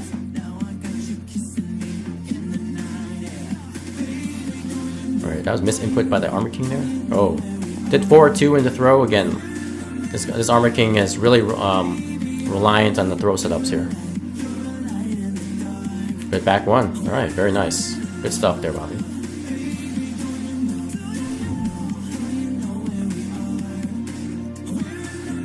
Caught you with a down back 3 counter. Good combo. See, I would watch the spring kick there. You know, you try it. Ooh, nice setup. He went for it. He went for it because he's so much higher in health, so why not? I'm interested in seeing. Oh, okay. If I'm spending the rage trap again, not my. I wouldn't do that. Good catch on the launch. Because you want to have the extra damage, you know. I mean, even though you caught him with the move, still the extra damage is be nice. Oh, that shoulder there, launch punch roll for sure. What was it? The forward 1+4. I don't know if it's Feng. I don't think Feng can launch with 4-3. 4. It's too slow. But you can do shoulder. I think he's got something else afterwards. That can help too, but I mean shoulder is pretty much your best bet. I don't think hop kick has enough range. Good stuff there, good stuff. You know, I haven't seen you throwing down back 3 at all until now, so you saved it until the end.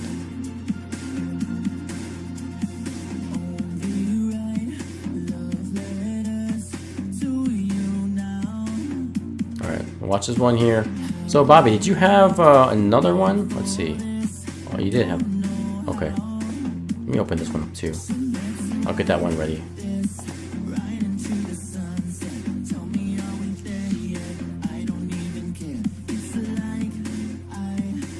There was Pit again. So, I would also use more back 4 with Feng. Back 4 is a very good move as well. Cast for side steppers, but it's also a quick poke. That's something I haven't seen you use yet. So that blind kick is, you can shoulder that to punish it. The back turn 3 that Armor King's got. Okay, using back 4. Okay, I spoke too soon. This is why I try to watch the match before I comment, and then go back, but... Alright, down by 3. Good poke, yeah. Nothing you can do about it. He was just trying to be safe with the poke there.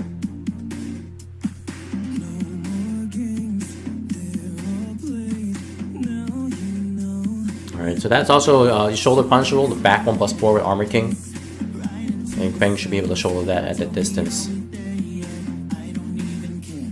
Side step 1+2. Alright, good. Alright. Good block, good block. Alright, interesting low recovery kick there. He's gonna go for a throw. I knew it. I knew it.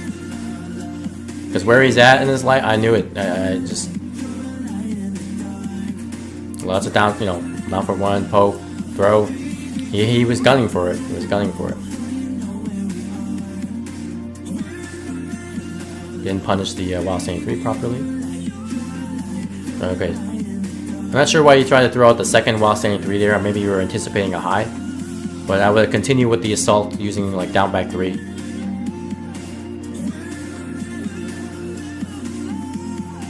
I can after watching his first match, Bobby, it's you know, you always have to watch their life, because if they're at a life deficit, they're gonna try to go for something that's damaging, right? If they can't launch you, they're gonna throw you. And Armor King has that potential to bring back the match really quickly with a giant swing, especially if you don't tech it.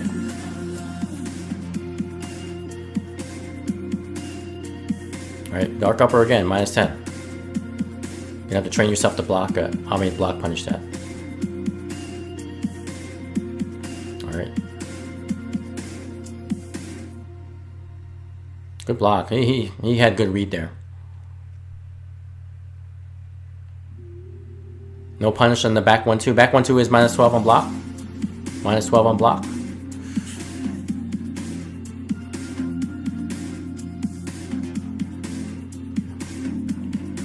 Okay. Good catch. Figure out the different.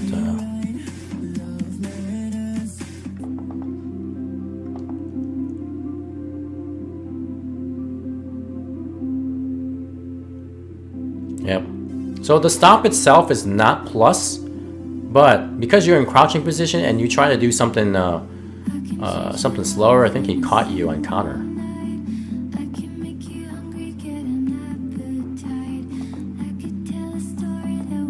Yeah. I think I forget what the speed is or while standing 1, but the back whack 1 counter. I wouldn't press anything after the stomp anyways, because you're in crouch. Good block, but no while standing 3. Missed input. Running 3, good pressure. Oh, duck in the second hit while, sorry, sidestep 2-1. Good throw. Again, always throw, because he's been throwing you, so why not throw him? I do that too.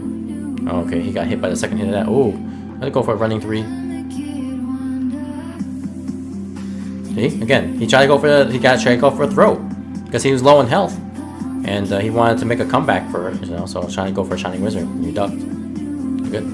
Oh, caught you with a Dark Upper.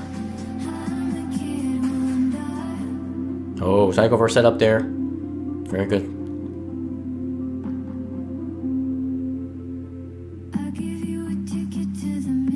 Nice. How'd you come back from this? Oh my god, I gotta see this. Alright, ultimate tackle. Stops it. Alright. Wow, just throwing out the rage trap immediately? That's crazy, man. I would not do that. I need the extra damage. I mean, you have to work a little harder after wasting it. Oh, wow, you just caught him with that? Alright. I think that the last few sequences there, you got really lucky, Bobby. I mean, there's nothing more for me to say. He was on defensive because of your low health, so he's like, okay, I can wait it out. But he didn't close it out. He just panicked. And then plus he got clipped by that last launcher, so might as well go YOLO at this point. Oh, good stuff, Bobby. Alright, I got this one done, right? Yeah, this one is done. This one's done too. That's me, actually. Alright, go for the Miguel match here.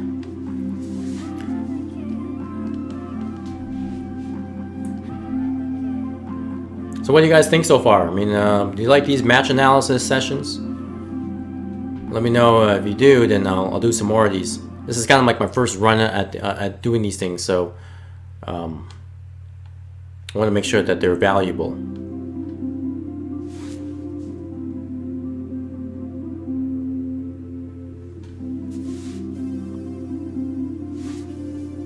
Actually, hang on one second. Let me go back to that. I want to fix this crop. It's annoying me. Oops. There we go. All right. Let's go back to that.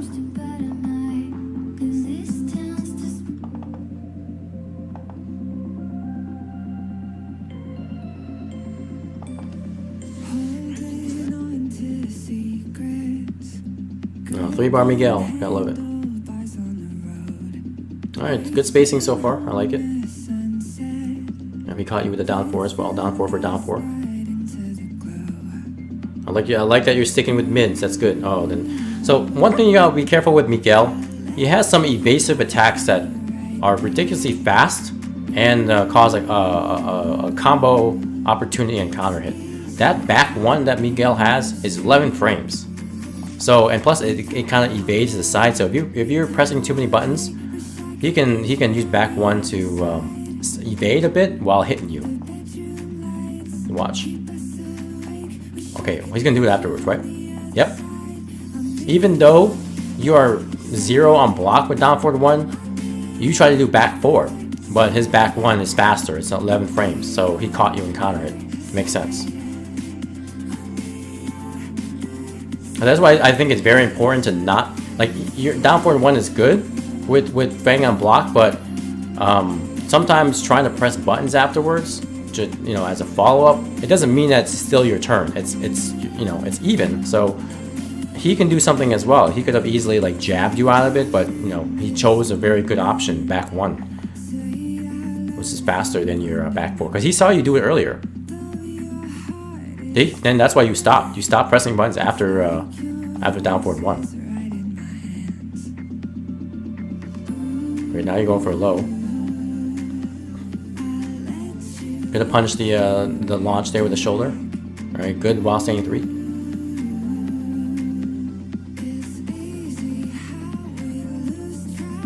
Okay, not sure why you did down back 4.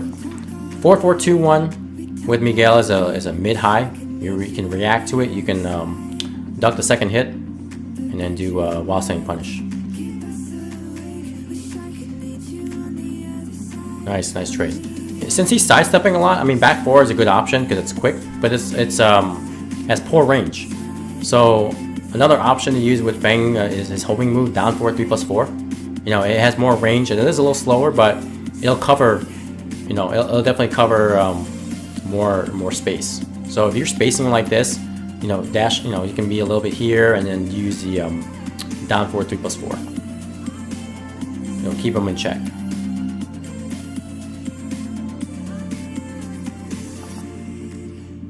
So yeah, in this instance, yeah, you're trying to use the sidestep 1+2, but he interrupted you with jabs.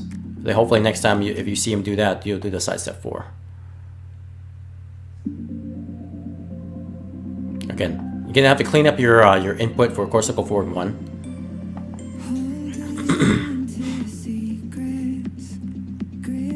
Power crush with Miguel is I believe is gosh, I want to say it's -12. Or -14. It's one of those two. Or -13. It's minus. I think it's -13. I need to brush up on my Miguel frame data. It's been a while.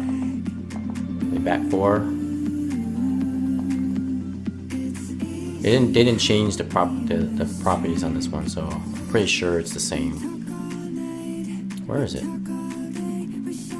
Back 4, back 4, back 4. It's -13. Okay, yeah. So you can, if you see it, you can shoulder it. I mean, you have to be on point. Otherwise, you can just do jabs. All right, good throw. All right, he got caught with the down 4. Good pressure.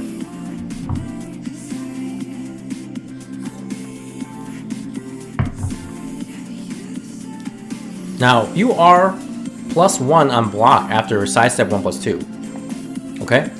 So in that situation, he doesn't know, so he's retaliating afterwards. So if you block, if he blocks the sidestep 1+2 next time, or if you run into an opponent that does try to press buttons afterwards, back 1. Back 1 will beat out every single move that he's got.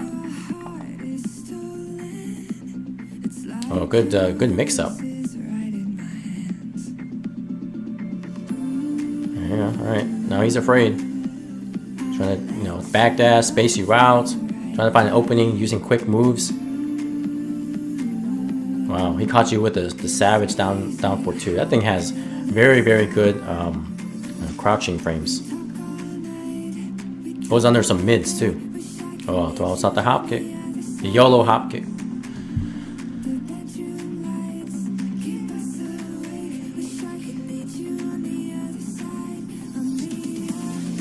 All right, 4-4-1-2 gets caught. Again, playing the zoning game. Again, you're not ducking, so he's gonna keep throwing it out. You're not giving him a reason to stop using that move. You're gonna keep using it because you're not ducking the second hit. So he's playing like minimal effort. That move there is -12 on block. The forward 4 into 2. It used to be more punishable, but they made it safer. Oh, get caught by the second hit there. Oh, this guy is a what? He's an overlord? Yeah. Okay.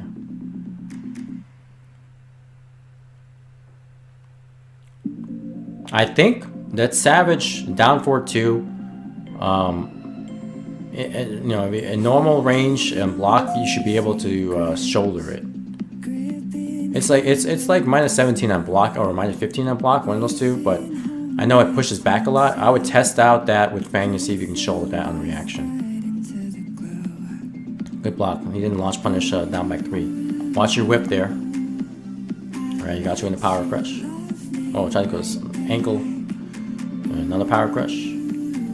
And he knows you're going to be pressing buttons afterwards, so he's not respecting you. He's going to keep on throwing power crush. He did it 3 times already.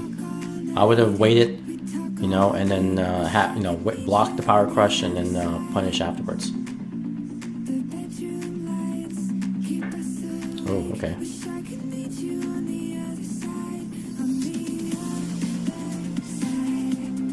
Oh, he could have punished that. I mean, that would have been death for you already.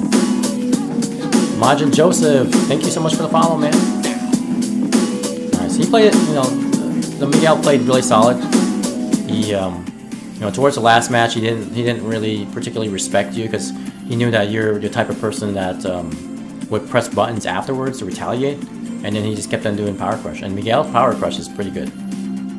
Comes out pretty fast, so he did it like multiple times in a row.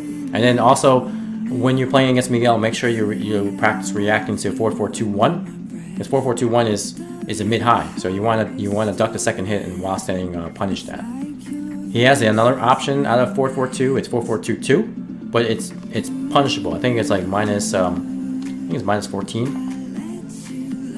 Let me double check that. Don't want to give you false information, so that's why I have the yeah. Oh, sorry, 13 frames. Okay, if 4-4-2-2 is 13 frames, you can shoulder that. So I guess a lot of stuff with Fang can be shoulder punishable against Miguel. So, what should we call it?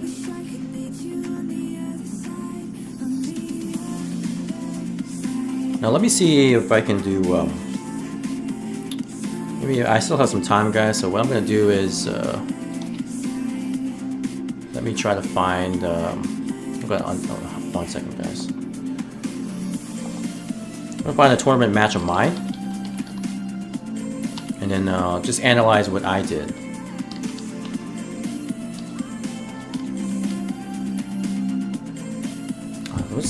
What's this thing here? Not a problem, Bobby. Not a problem. I'm happy to help. Let's see if I can find it. I don't think.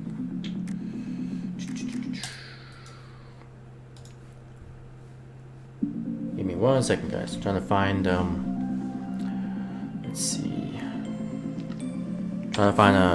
It's my first online match online tournament. For Tekken. Never played it.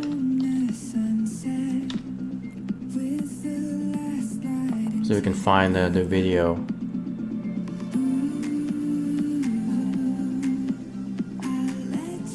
I don't think I uploaded it on my YouTube, so I'm gonna have to find the actual tournament. Let's see. Oops, nope, that's not it.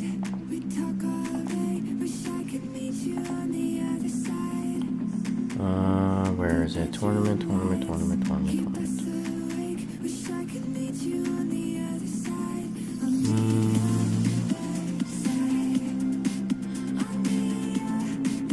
don't think he has it on here. I think he may have deleted it. Yeah, I think he did. I think he was deleted. So I don't think. Yeah, I think he deleted it. So.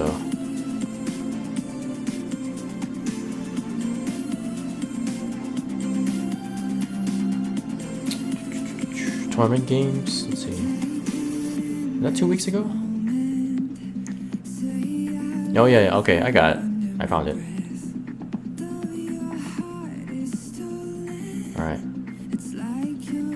see if we can show this now. So this is part of a tournament I was in. It's my first online tournament I decided to play in. And funny, because I just switched out my stick to a new one. So we'll see how this one goes.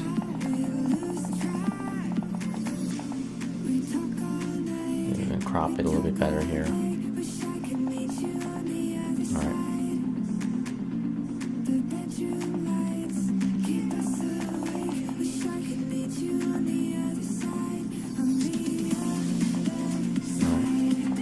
See, that works better. Bring this up here. Expand it a little bit, make it bigger. Yeah, it was just a random tournament.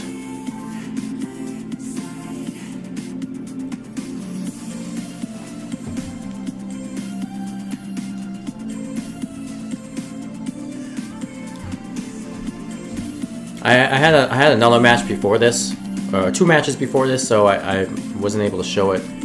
But this is kind of me moving forward. I'm in the losers bracket right now. You can see that I have no tournament statistics. I've never played in a tournament.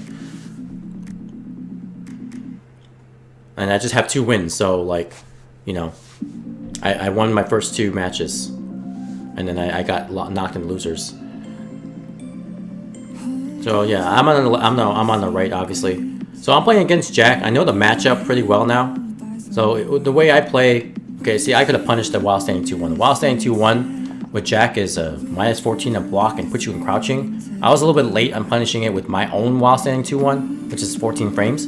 So, you know, that was my bad. That's why he mashed on it to get the punish. So, like, my mind process in this game is like, okay, I'm gonna space out and then just come in, play like a hit and run approach, and then see what this guy does. You know, see, I could have ducked that move. I was not ready to react to that because I guess I'm still kind of warming up. But that 1+2 with Jack is a mid-high. He has no other follow-up afterwards, so as soon as you see him spinning his arms, you know, the high is going to come. So duck it and then while standing launch. This guy's doing a lot more poking. Yeah, I could have punished the cross chop, but I didn't. Again, maybe I'm just cold.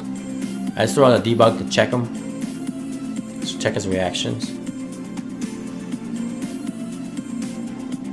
And spacing out here, trying to wait for him to whiff something. See? He whiffed something. Cross chop. Do some more pokes.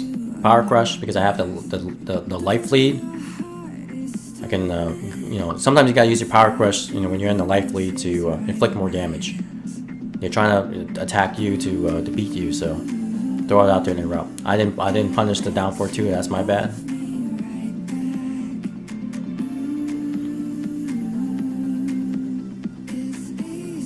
Yeah, I didn't duck the so that string that Jack has forward 1-2. It's a mid high. You can duck the second hit and then while saying punish that.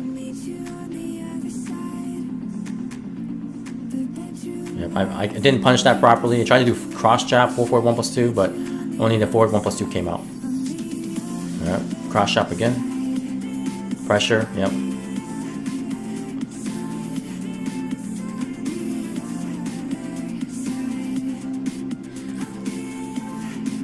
Alright, good back 2 there. Trying to change up my timing here. I'm whiffing the jackhammer, which is not good. Alright, he caught me in a moment of weakness there. I shouldn't have tried to do anything afterwards. Good damage.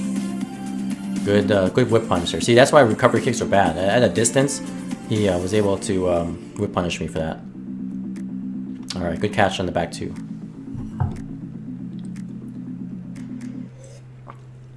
Oh, he just caught me clean with the down 4-2, but he did the wrong combo. He should have done a different modification. Broke throw. Alright, so again, just trying to catch him with something. Cross chops it is. Oh, he just jumped up. Jackhammer, alright. Good block on my part. Oh, I didn't block the debug. He wasted the rage drive early so he can get out of the wall here. Yep, and I debug. He probably was going for a debug himself, but he missed input that, so. Alright, here's the next Next match here.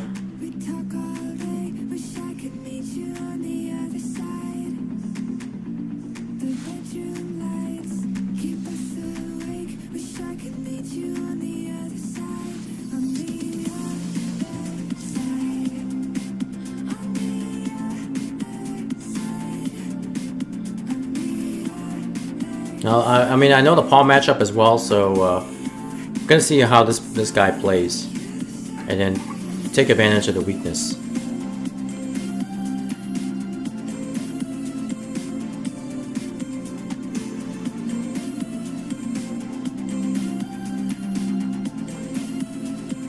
I tried to do something else. I don't know why I was doing down 4-2. Alright. I was a little slow on that follow-up, but I still hit it.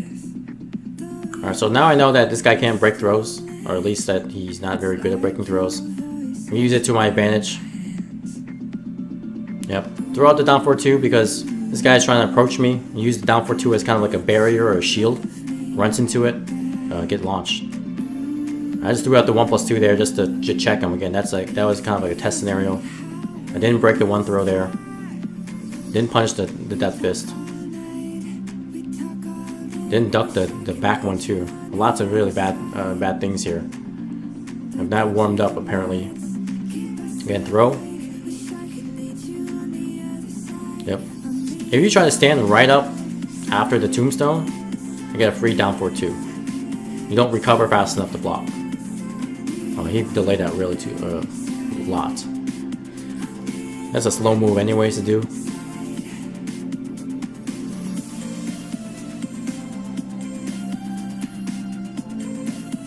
Alright, backdashing. Didn't duck the 4-4-2-1.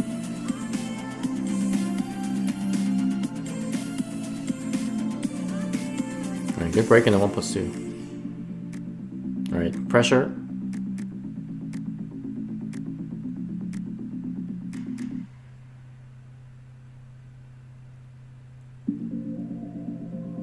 Oh, I got hit by the full demo. I didn't break the throw. Good stuff. Good stuff.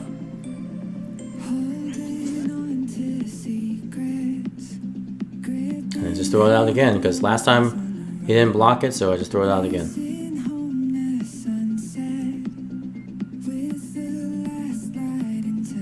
Alright, just now I'm just throwing out stuff here because this guy is super pressured. Alright, now I'm at the big boss here in Grand Finals.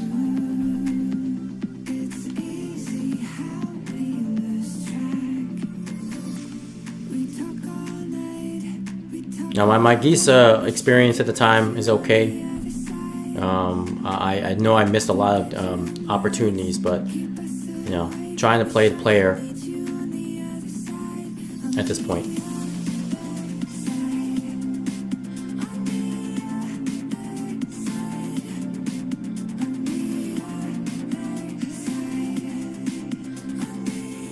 You think you subscribe to this guy on YouTube? Probably. He's a good player. All right. So my opportunity here is to again try to space out, trying to see what he does and counter it. That's all I can do really. He's a solid player. So see, I went for a slow move and try to catch him from doing anything. I mean, the sidestep 1 with Jack is plus like +5 on block, +3. I forget the plus frames, but I think it's +3 if I'm not mistaken. If it's +5, then that's awesome. Yep, catch him with a down 4-2 because he's jabbing too much. Down 4-2 does have some high crush properties. Not like a full high crush, but it does go under stuff. Yep, not getting pressured by the 4-1+2. He finally caught me doing a low. He's throwing it out because it's safe.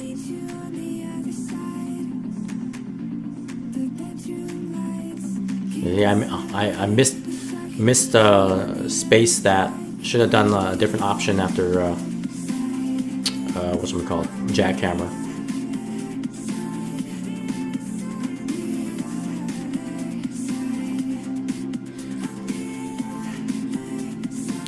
Alright, just trying to get in here, find some room there. I could have punished that forward 1 with geese, but I did not. Alright, didn't have a reaction to block that. Alright, again, no reaction to block it yet. Again, trying to get up correctly against Geese is an art. Because you want to be able to, you know, not fall for, whatchamacallit, some of his mix-ups afterwards. Alright, caught him on the cross chop. Oh, see, I could have launched that, but I didn't. I was not thinking right. I got lucky with the rage drive.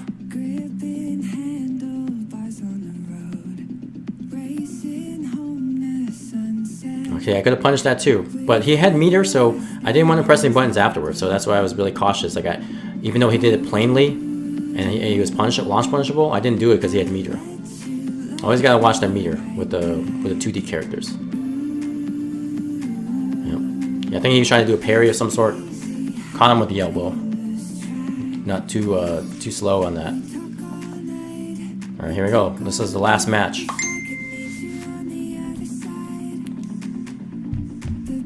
All right, throw break. You guys trying to throw me more, so you know what? I'm gonna throw him back at some point.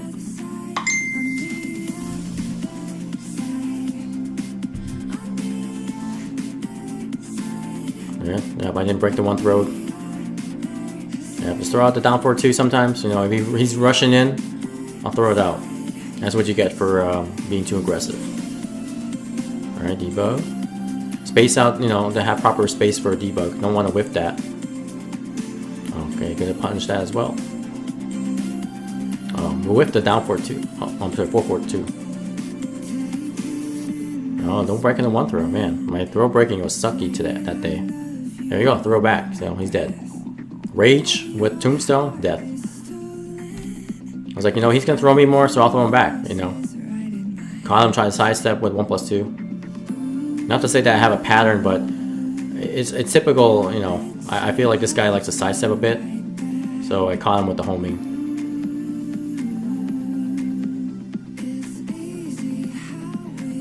He's throwing me more. I'll throw you back. Don't worry about it. I'll get you. Here you go. Throw. And then back down back 4. If I had done down back 1, it would not have hit grounded. He would have had an opportunity to get up and beat me. Right, he knew enough to use forward 1+2 afterwards. Smart on him. Alright, ultimate tackle, turn around. Alright, don't want to do anything afterwards. Want to get up for the pressure. Okay, throw again. And this time he's gonna stay in the ground, so we're gonna debug. Yep. He's trying to roll out. He wanted to roll out to beat out the down back 4, but I was smart enough to use a homing grounded move. Yep, he caught me in the punish there with the cross chops. Alright, see, I was too slow to react to that. I guess too slow to react to that too. Spend the rage drive to pressure him. Good ultimate tackle break. There you go. Just trying to change up my timing here. Wait for him. There you go, and do it. Down back 1 too quick.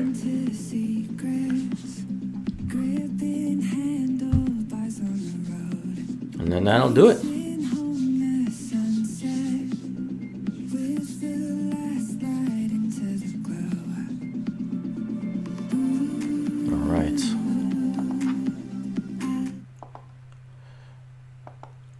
Alright, that was my first online tournament for PlayStation. That was not too long ago. That was 2 weeks ago. So I just played. I never play online tournaments or anything on PlayStation. And the guy invited me. I was like, alright, I'll give it a shot.